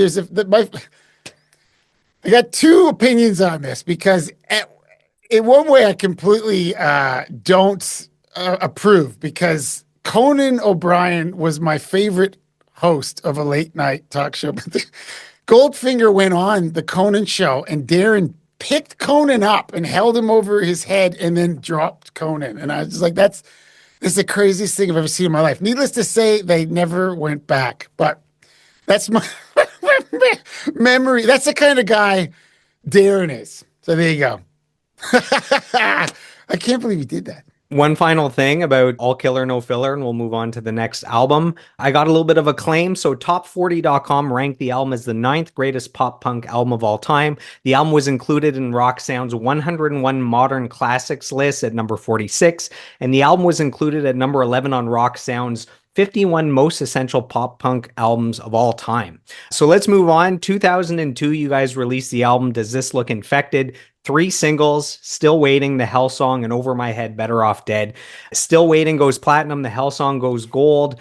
The album sells over 4.5 million copies. Did you guys feel a ton of pressure trying to follow up the previous album that was insanely successful? I think so, because there was no break. We went straight from all killer and touring pretty hard for a year, and then straight into that album. It was and it was a bit of a departure too, because we didn't want, I think the label was like, do more Into Deeps, but we didn't want to. So we were like, no, we want to go in a different direction. And I vaguely remember showing somebody Still Waiting, and they're like, what are you doing? This is heavier and more aggressive, right? Heavier, you know, more raw, and I mean, it's a more badass song, that's for sure. But it doesn't sound like the other ones so much. But that's what we did. Still Waiting might be one of my favorite songs in the video. I love. I think that's my other favorite video. Hell Song, great song. I don't like the song quite as much, but I love the video. The idea for the video is hilarious. Two Glassfeld videos. So Into Deep, Fat Lip, Still Waiting, and Hell Song, all Mark Glassfeld. The Hell Song music video is hysterically funny. I mean, it's so ridiculously funny. And it's us playing with dolls. And that's what he sent as the treatment. He didn't, because normally they write a treatment on it, send you that. He just sent us a VHS while we were on tour. And it was just him off screen, but you could see his hands playing with dolls. And he was like, what if the whole video is just hands playing with dolls? We're like, that's amazing. And I think that one was nominated for an MTV award. You know, I think that album was one of those things where it was stressful. It was done kind of in a rush. There were production problems and whatever. But that is my favorite Sum 41 record. That's the one I like. It's the closest one to the kind of music that I listen to, you know. But in I just think that's a good one, and it's short and sweet. It's 30 minutes, I think. You know, each song's kind of a banger, and yeah, I mean, I'm proud of that one. It was a level up in musicianship. I think it's got great lyrics and great choruses and melodies. I think the guitar playing is great, bass, all that. It's a great record. I think it's cool.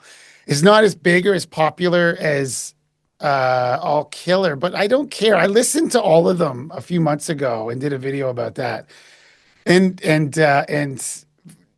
All Killer was my fourth favorite. You know, so I watched the video. I remember you said yeah. All Killer, a little filler, something like that. A little bit of filler, a little bit of filler. In hindsight, you know, but I'm proud of that one as well. I just like Does This Look Infected better. And then those tours were great. It was a lot of fun, but I got to admit, it's kind of a blur. I don't fully remember everything in detail. Well, this is 3 albums in 3 years. Like it's probably just a hot mess of we activity. Were partying and drinking and, you know, flying all over the place. You're in a different city every day. I mean, you just, you know, it all sort of morphs into one amorphous memory.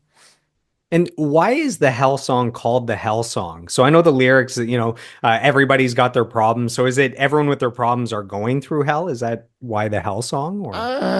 Well, the song's about how a friend of ours contracted HIV. And so, I mean, Derek wrote the song. So I think the title might sort of describe the experience of what that was like. I think. I don't know the actual answer. That's what I'm guessing. But again, in true, or at least early Sum 41 fashion, we have this extremely heavy song and we do a completely ridiculous video. Is that a way to balance out the two? Like a perfect kind of middle ground? Not everybody can pull it off, but we could. And I just think if we did the serious video I don't think people will be watching the video anymore because it doesn't have that like. Have you seen that video? Like you always need something where they're like, "Have you seen that? What is that?" And it's not like, "Have you seen that?" It's so shocking and base. Like it's actually this hilarious, self-deprecating, um, relatable concept because we made videos like that before we were signed. We would make stop motion music videos and stuff like that. I think a lot of people did that. So it felt like something that was hooky, funny, and also relatable. That's way better than a literal interpretation of the lyrics presented as a video. That would be boring. No one would watch it. I just remembered now the everybody's got their problems and it's Lars with Napster in the Yeah. video. I just remember that now that the first time I saw that, remember thinking like that's so funny that you guys actually touched on that, which is like a faux pas for musicians. If you watch the video and you were around then, it's like a snapshot of early 2000s culture in so many ways. And that was what it needed to be. It couldn't just be random doll playing. Beneath the dolls, we're commenting on all these things that were happening in popular culture all the time. And there's tons of them. Classfeld came up with most of them. We came up with our own and would send him ideas, and he would go, "Oh, that's a good one." And we kind of collaborated together. And it's funny. It's great. It's clever, and you want that. You want that. I think it helps if you just can find something that sets it apart. So we have a fan question sent in. This is from Mike Lalonde. And his question is, what do you remember from the Pepsi Challenge Tour? That was my first real concert experience ever. So I don't know when the Pepsi Challenge Tour was. Hopefully this rings a bell for you. I remember vaguely being uncomfortable about doing a Pepsi challenge tour. I don't know why we were like, "Oh, really? Do you want Pepsi involved?" And like a big sponsor or whatever. But then at the end of the day, we are like, "Yeah, who cares? Let's just do it. I don't care." So that's all I remember. Is that at the time we still were like, what'll that do to our credibility? And then I think we were like, wait a minute, we don't have any credibility. And so you kind of have to do those things to help fund the tour. And they would set up a little booth and put up their weird, like they were advertising something like other than just Pepsi, it was some kind of Pepsi. And we were playing at the Rogers Arena or whatever anyway. So I don't know, it didn't matter. We would do stuff like that. It always felt a bit uncomfortable, but that's what I remember. Other than that, I don't remember the shows. I remember they were good. It was fun, but I remember, there's that like sort of friction against the marketing opportunities that happens from time to time.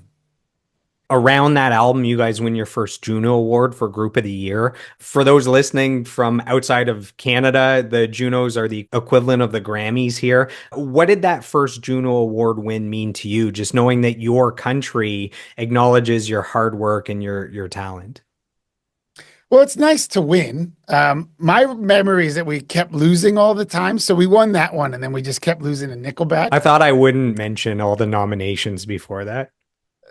Yeah, it's fine. We at one I point, came in Chad with just the Kroger. win here. Yeah.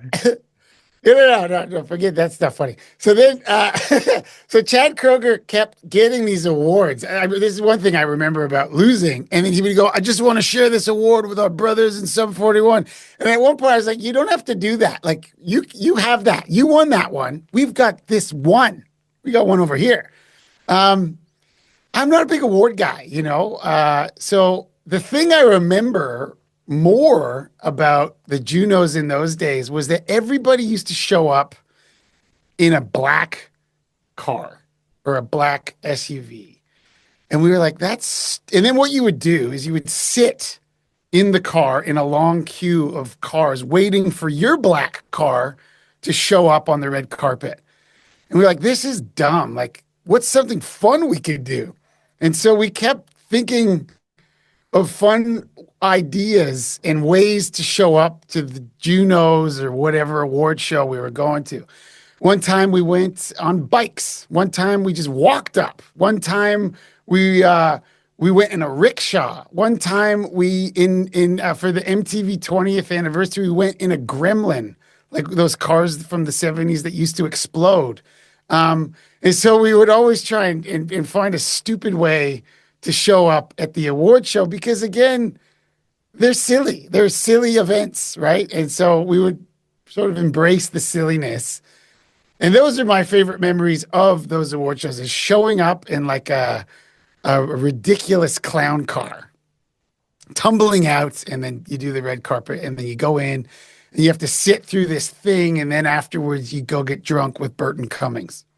Final two things about this album. It was number 28 on Rock Sound's list of the 51 most essential pop punk albums of all time. And Ultimate Guitar described the album as a fantastic example of merging pop punk with thrash and alt metal, saying the band perfected the art of combining punk rock and metal. Now let's dive into the album Chuck from 2004. Three singles were All to Blame, Pieces, and Some Say. These singles had a lot of success in Canada, the United States, other countries. The album, again, sells over 5 million copies. It was in the top 10 on the Billboard Top 200. So at the time, it was the band's highest charting album in the US. So this is three massive albums in a row that have sold between 3 and 5 million copies globally. At this point, did you guys feel like you could do no wrong? Just any album you put out is going to sell 3 to 5 million and have a ton of success? Yeah, I don't know if those numbers are correct. Maybe. I don't know. I don't remember Chuck selling that many. I don't know. But I don't think that's what we were necessarily into. We thought of ourselves as like a live band. So what we cared about most was that there were people at the shows. That is the thing that I don't know if we were overthinking it necessarily. I just think we wanted to put out what we thought was cool, and we still just wanted to put on good shows. Album sales is great, but you have to sell a hell of a lot of them to start paying, making the label makes the money first, right? So we made money and stuff on tour, and that's what we enjoyed doing. And so as long as we were selling out shows, that's what made us happy. That album is heavier in many ways. It's got a couple slow songs on it, Pieces, Some Say. There's another one, which I don't remember what it's called. And I love that record too. That was my second pick for my favorite my favorite albums. It was fun. We did some great tours with other bands. The video for "We're All to Blame" is the last classic Klassfeld video. I think that was my idea because I was watching The Running Man of all movies, starring Arnold Schwarzenegger, and there's a sort of sequent danced jazz hands intro to the game show that he's playing. And I thought, oh, that could be a funny video, and sent it to the band, and then we sent it to Klassfeld, and he turned it into Solid Gold, which was a big show in the 80s. It's just a parody of Solid Gold. Hilarious video. And again, very serious subject matter with a ridiculous video, which is that dichotomy, if you can pull it off, is fun. So that's probably my favorite thing from that record is "We're All to Blame," the video. Yeah. That was a good one. Can you quickly share the story behind the name of the album? So this is named after Chuck Peltier. This is a UN peacekeeper. No, not even that. He was okay. So I just did an interview with Chuck on my YouTube. It's because he's never really talked about his version of the story, and I wanted him to. But this is the short version of the story. If you want the long version, people can go and watch the video. What's your YouTube for our listeners to go check out? Stevo 32 drums. That's it. And so we were approached by an aid group called War Child Canada, and they said, we'd love to work with you. We're doing this documentary series, like they've already done a few, called Musicians in the War Zone. They did one with Chantal Kraviatzik and Rain Maida, two singers from Canada. They did one with the Rascals. They did one with David Usher, another Canadian singer. And they said, we'd love to work with you guys. And we said, okay. So we met them. They sort of told us what the idea was. Basically, we'd like for you to go to a war zone in the world. Say, there'll be a ceasefire, whatever, but someplace in the world where you can bring light to a situation that's being ignored by the media. And so we said, sure, why not? And so they gave us a list of places to go, and they wanted us to consider going to the Congo, which up until that time, I mean, I don't know if I'd spent a terrible, like I didn't spend a lot of my time thinking about what was going on in the Congo, like most people. And so so we go there. We found it interesting because the thing that we found compelling, the hook for us for the Congo, was that there's all these sort of warlords and stuff. There's a civil war there, but they're all fighting over access to these mines where they mine this metal called coltan, which is extracted and then sent to factories in China, in Asia, and where they develop microchips and batteries and all the things that we use in, at the time, I think the most futuristic toy we had was a BlackBerry, but computers and video game consoles and things like that. You need this metal, and the largest deposits of it are in this region of the Congo, which is, a war zone.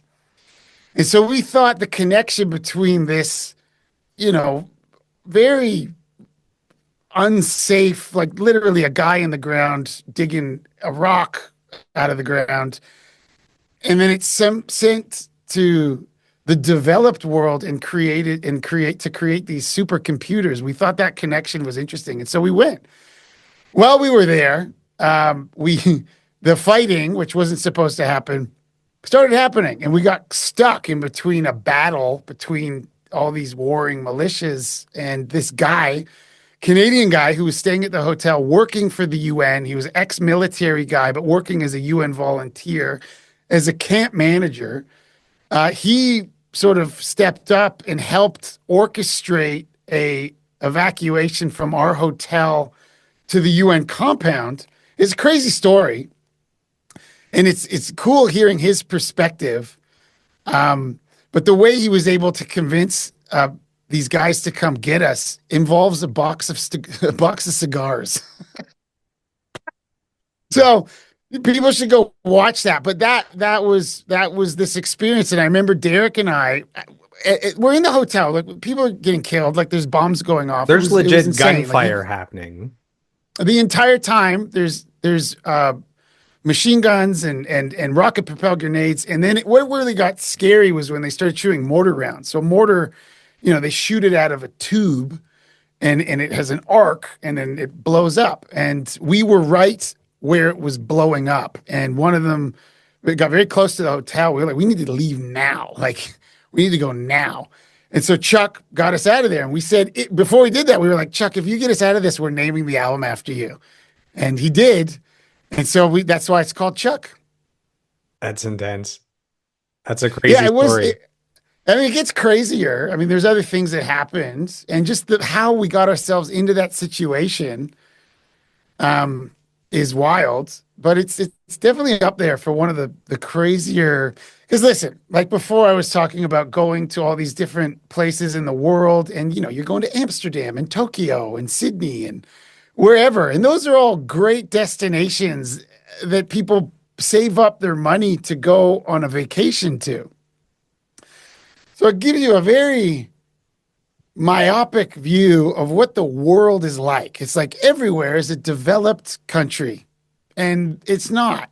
And so going to a place like the Congo, which the eastern region of the Congo is very close to being a failed state, you can see how bad it can get and what the actual default condition of society is.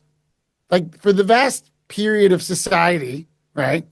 That's kind of what it is most of the time, is a shit show. And we all live in these, like, we got healthcare and, warm water, clean water, food at the grocery store. No one's coming to kill us today. And so you take it for granted and forget that that's actually what it's really like for a lot of people. And that was a really eye-opening experience. So the album named after your hero Chuck wins Rock Album of the Year at the Junos. So screw you, Chad Kroger, you got that one. And about the album, Exclaim said musically the band has never sounded more determined or cohesive, and lyrically the album also advances the case for these guys as strong songwriters. So let's dive into Underclass Hero. This comes out in 2007. Three singles, their top 10 singles. With Me goes gold in the US. The album goes to number one in Canada, number seven in the US. So that's the band's highest charting album. The album goes gold in Canada, sells over 1 million copies globally. Yet, despite all that, this is your least favorite Sum 41 album. Can you elaborate on that? Yeah, I just don't really like Or that we can one. ignore this I album, mean, whatever you want. no. I mean, I'll talk about it. It's just I'm not like listening back when I listen to at least my contributions to the bands in context. When I compare them, this one's my least favorite. Um, it was a pivot back to a more poppy sound. And I don't know, there were just other things happening. Dave left the band. I mean, some of the positive things, like I love Dave and I think he's awesome, but he left and then Tom joined from Gob. So Tom from the lead singer of Gob, who were huge fans of Gob, and then we used to tour with them all the time. We would open for them very early on, and then when we got successful, we brought like so many tours were with Gob. And Tom joined the band and he's became a close friend and he's an awesome guy and a great musician and a great songwriter. And just it was a real treat getting to know him on that more intimate level where you're now in a band together. That was great. I'm not a huge fan of the songs. Like that's just my own personal feeling. But I know a lot of people love that record and I don't want to, shit on their parade or yuck their yum or whatever. It's not for me, that one. And none of the singles do it for me. So I'm going to share two positive reviews and then we'll talk about your final album with the band. So Pop Matters wrote that the way Underclass Hero layers pianos, acoustic guitars, vocal harmonies, and ambient synthesizers easily makes it Sum 41's prettiest sounding record to date. And then the AV Club gave the album a positive review, calling it the band's smartest and most mature sounding album yet. So let's dive into 2011. Well, hold on. Hold on. Before you move on, yeah. I will say that Derek produced Underclass, I think by himself, and I will say it sounds really good. Like the production is good. It's very clean, very polished. It's clean. It's great drum sounds, guitar. Everything sounds great. Vocals, different harmonies. That's great. So I don't want to just shit on it and be like, this is sucks, because it doesn't. It's just my personal taste. Those songs don't resonate with me. Even the song With Me doesn't resonate with me. And I directed the music video, but I recently watched that video. And I mean, I directed it. It was my concept. It doesn't hold a candle to the big five that I love. Into Deep Fat Lips, Still Waiting, Hell Song, We're All to Blame. It's not that. But, it was... Just because you do something and in the end you don't like it doesn't mean that it didn't help you grow in a different way. And it doesn't matter. You can try stuff, and if they don't work out, who cares? Just do something else. At the time, there's a couple songs, but not really. I mean, even what's the other? No, there was another single you forgot to mention. So Underclass Hero, Walking Disaster, and With Me. That one. Walking Disaster. Did you say Walking Disaster? So I just said there was three singles. I didn't mention what they were. Oh, okay. So yeah, Walking Disaster is the second one. And again, that wasn't with the first one we did. So me and Klassfeld co-directed the Underclass Hero video. And I mean, it's almost like a rehash of Fat Lip. There's some funny moments. There's one shot in there that I just love, but it's not Fat Lip. And then the other video was directed by some other guy, and I think it follows a toy robot around, and then we trash a toy store in downtown LA.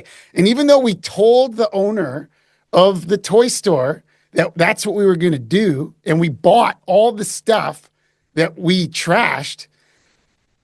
This guy just saw that happening in his store and lost it, and then pulled down the metal shutters that lock the store with us and the crew trapped inside, and called the cops, and he was losing his mind.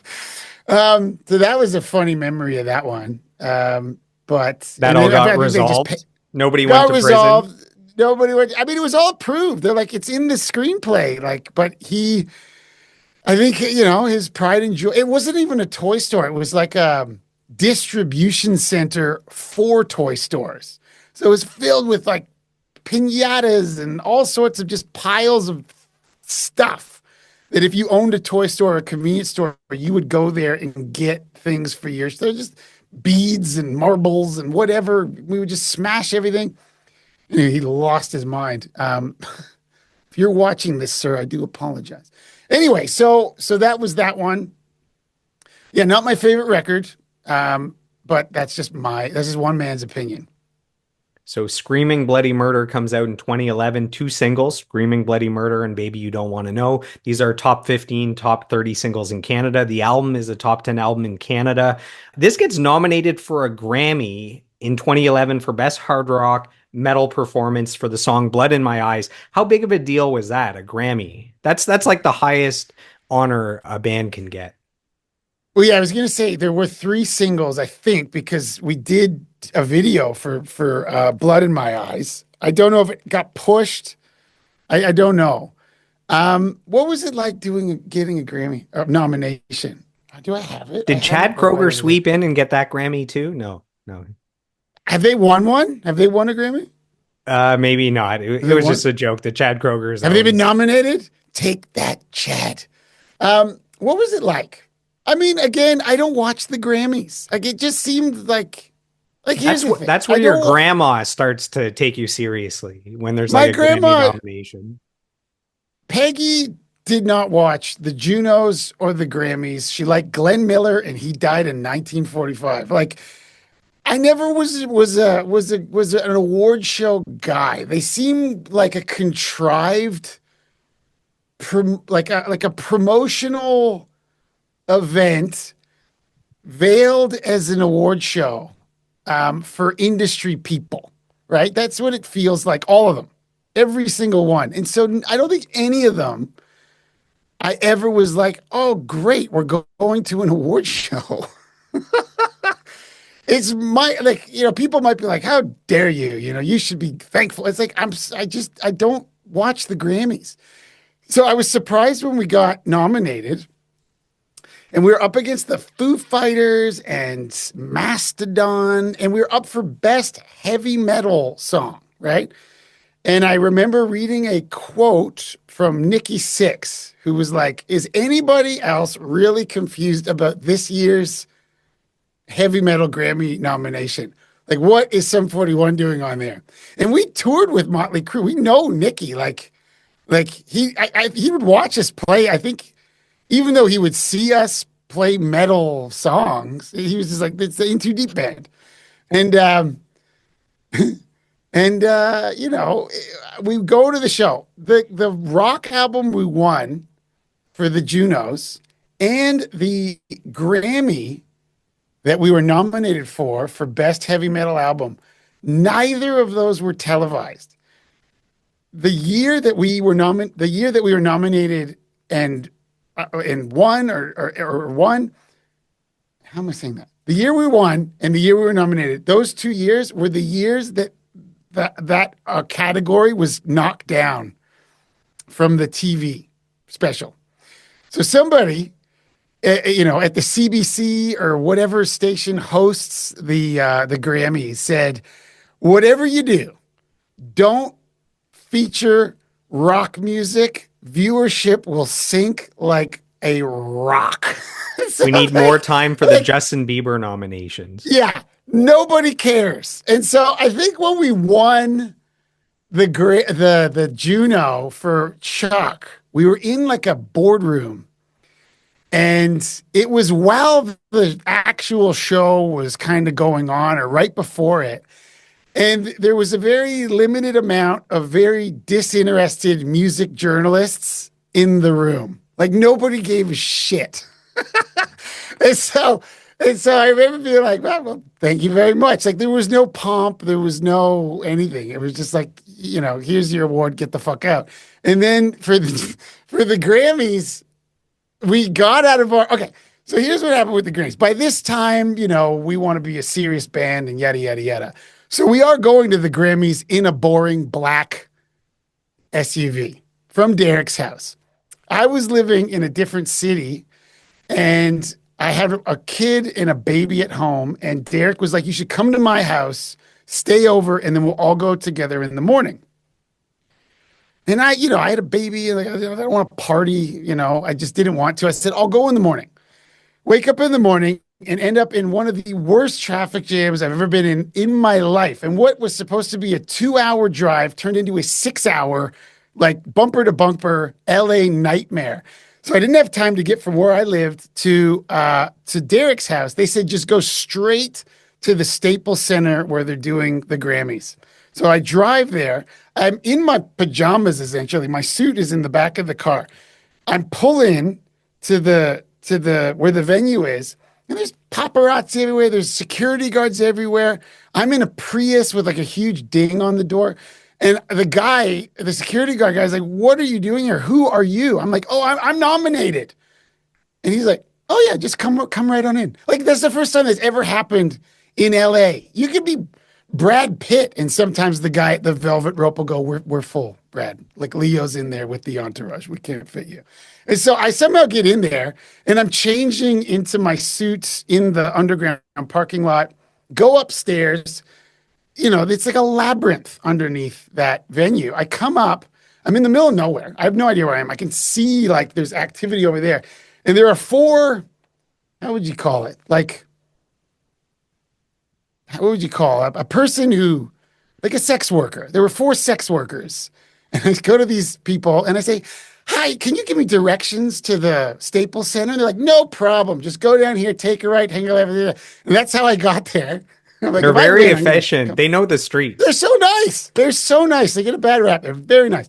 And so that's when I jump into the SUV that the guys have just arrived in. We drive 3 feet, open the door onto the red carpet, get out, and there's a dude with a clipboard who goes, you can't do the red carpet. You're not on the televised event.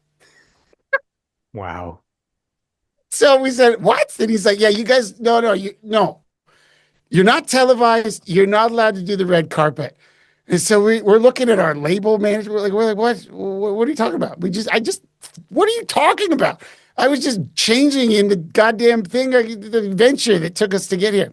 Anyway, we just went around the guy's back and then did the red carpet. So again, it was like you get nominated, but there's like a little kick in the teeth at the same time. So then we do the award show. It is not televised.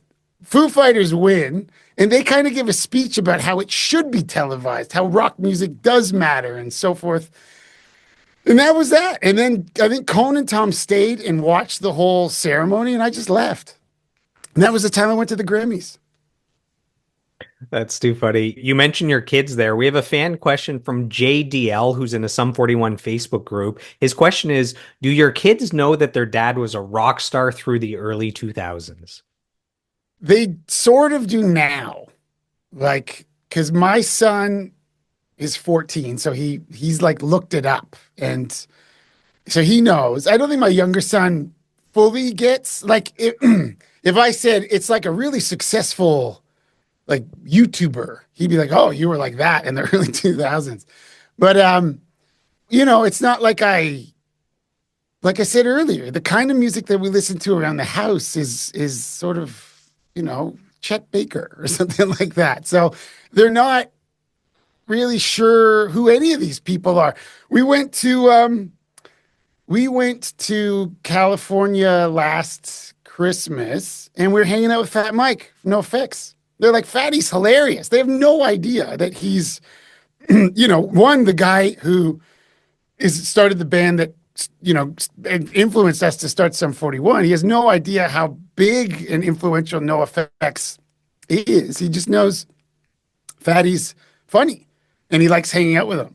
And so he kind of knows these people, but he doesn't fully know how big it got, I guess. So You have not to really. tell him you were the Mr. Beast of the 2000s. Yeah, I wish.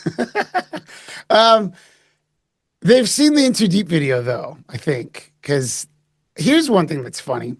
One day, because where we live, like where we lived in California, you don't just see kids roaming around, like young kids roaming around by themselves, like you do where we live in Australia. It's like the 80s. Like kids are on bikes and they're walking around unsupervised all over the place.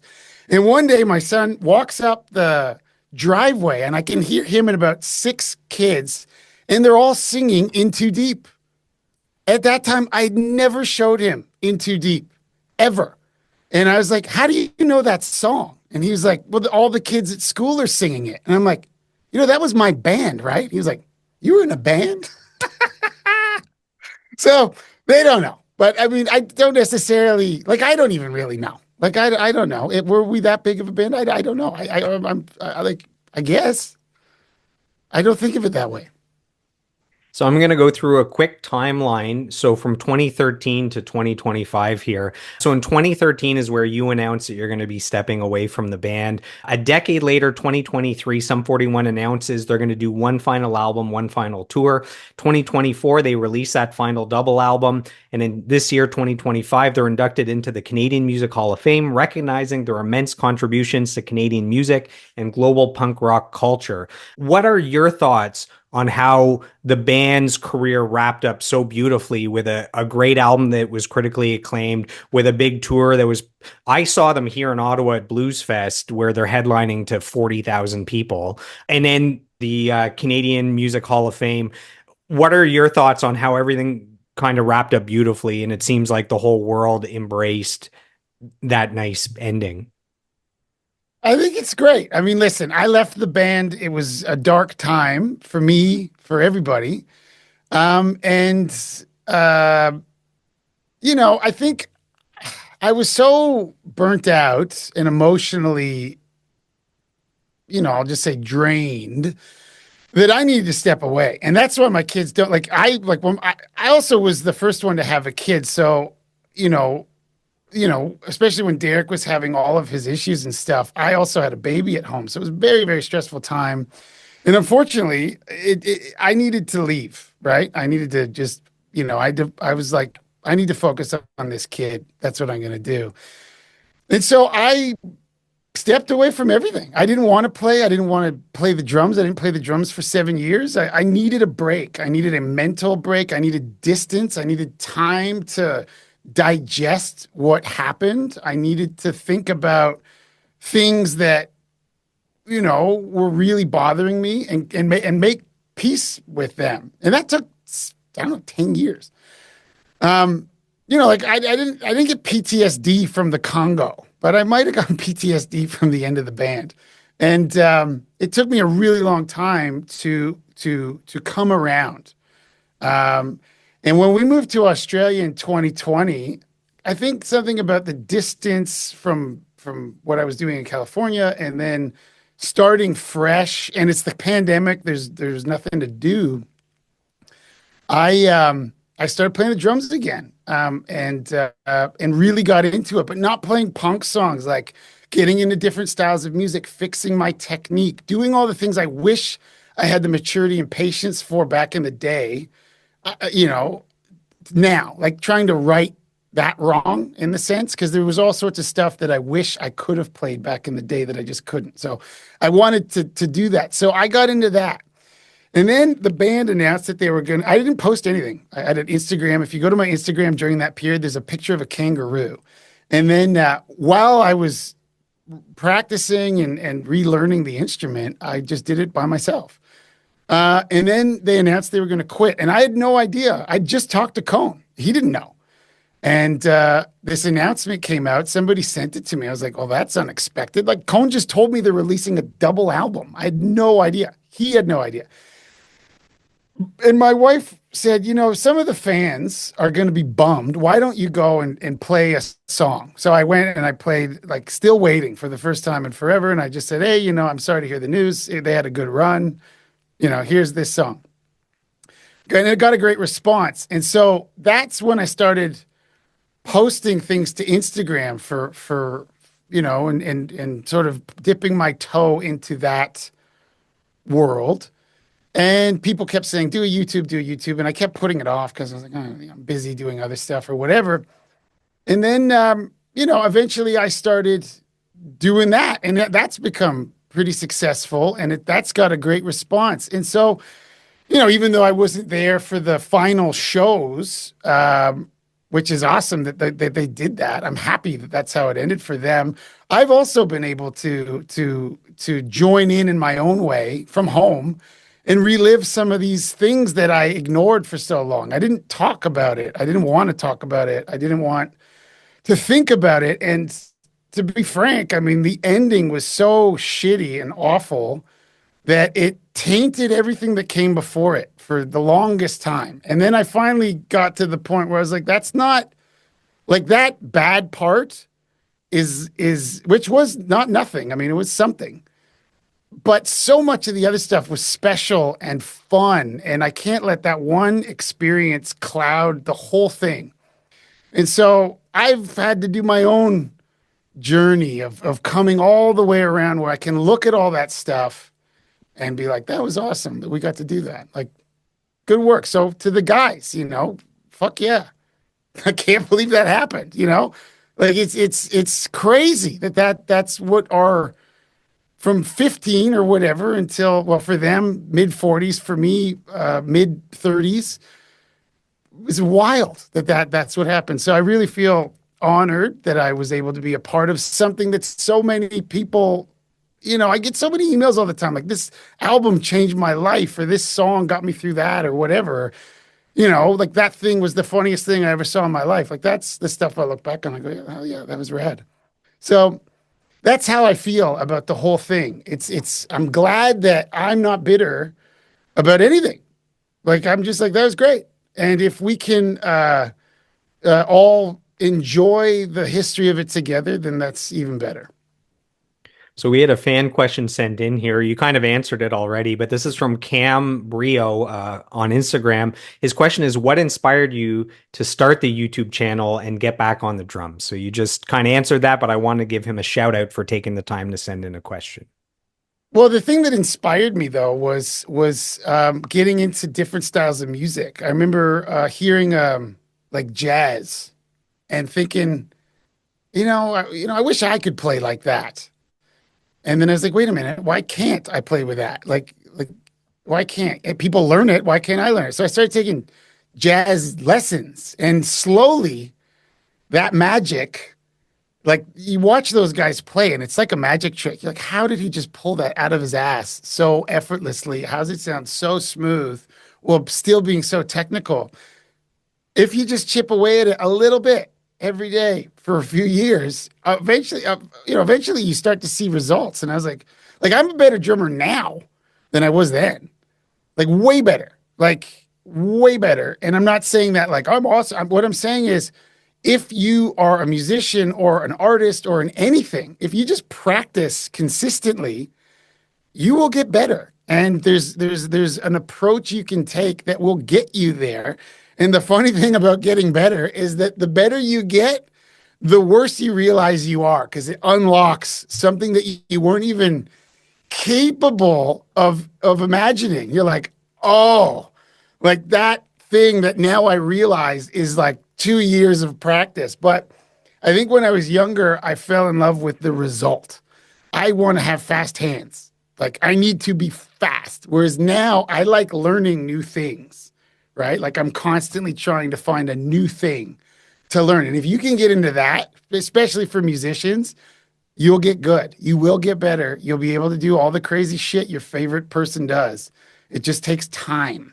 And when I'm not touring all the time, I have time, That's the thing. When you're on tour, you play 2 hours a day. You don't want to practice a lot, And when you go home, you're like, I need a break. But because I'm not touring, what I've fallen in love with is practicing and learning things.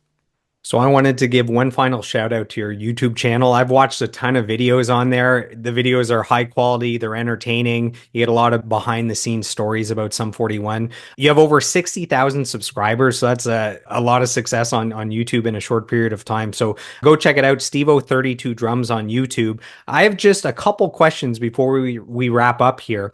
When you look back on your life and career, what are you most proud of and what are you most grateful for?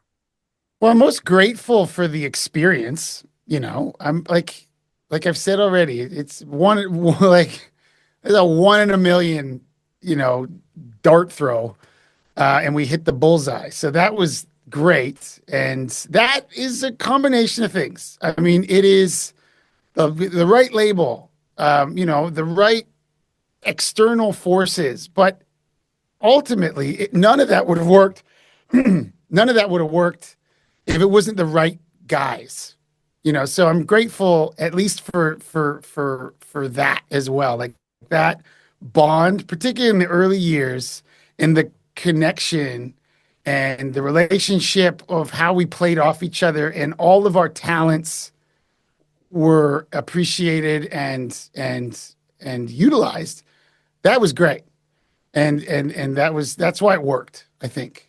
That's why it worked versus a band with no personality and didn't have great songs or at least marketable songs. I know some people don't think our songs are great, but you know what I mean. That was special. What was the other question? What you're most proud of and most grateful for from your career? Well, that was grateful. So grateful is the experience and the relationships that we made. Because, and then we ended up making great friends with people that inspired us. Fat Mike introduced me to my wife. Like the domino effect going that way is an unforeseen outcome. Great news for me, bad news for my wife, but whatever. She's stuck now. And then I guess that's what I'm grateful for. And what am I proud of? I mean, I'm proud of all of it, really, even the stuff that didn't work, because it's actually the stuff that doesn't work that helps you. We're primed to look for bad things. And so if you can look at the thing that went wrong and learn from it and build off of that, you will grow.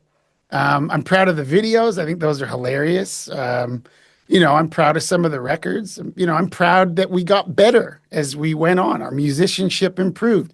The songwriting improved. The production improved. Like you can see a upward trajectory of improvement. And I think that is something to be proud of. So all those things, and having great fans, all that stuff, having people who've stuck with us for decades now. Awesome. All of it's been great. Even the bad stuff, that's just that's every band. You just have to accept it, right? But don't let it cloud the whole experience, because on the whole, the experience was phenomenal. And if you could sit down next to your 10-year-old self and you could whisper words of advice. So if you look at, since 10 years old, the last 33 years, the life lessons and, mentorship and advice you received, if you could boil all that down and whisper kind words to cute little Stevo there, 10-year-old sitting down, what advice do you share to help guide him through this human experience? I would say, don't doubt yourself.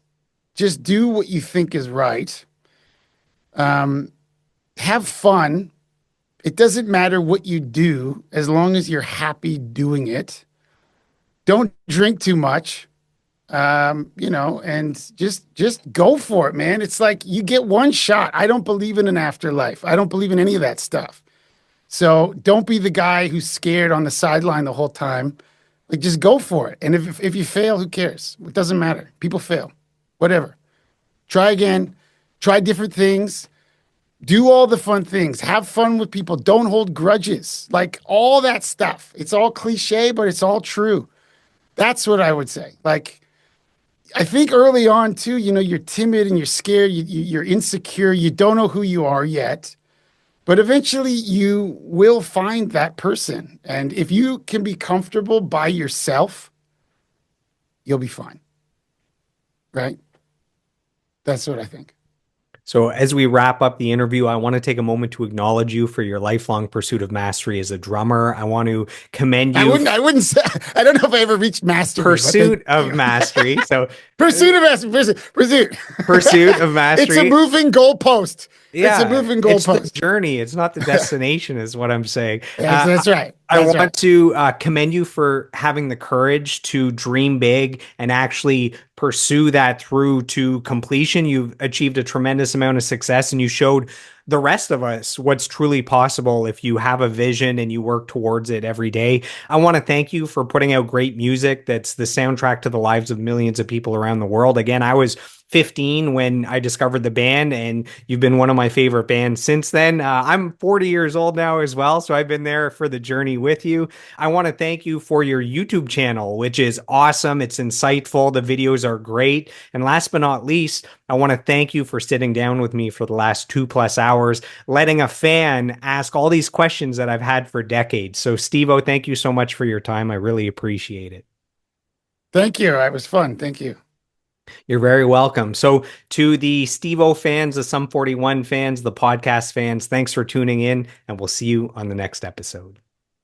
If you've enjoyed today's episode, please take a moment to subscribe, like, comment, and share. Who would you like me to feature next for a 2-hour deep dive interview? You can let me know in the comments.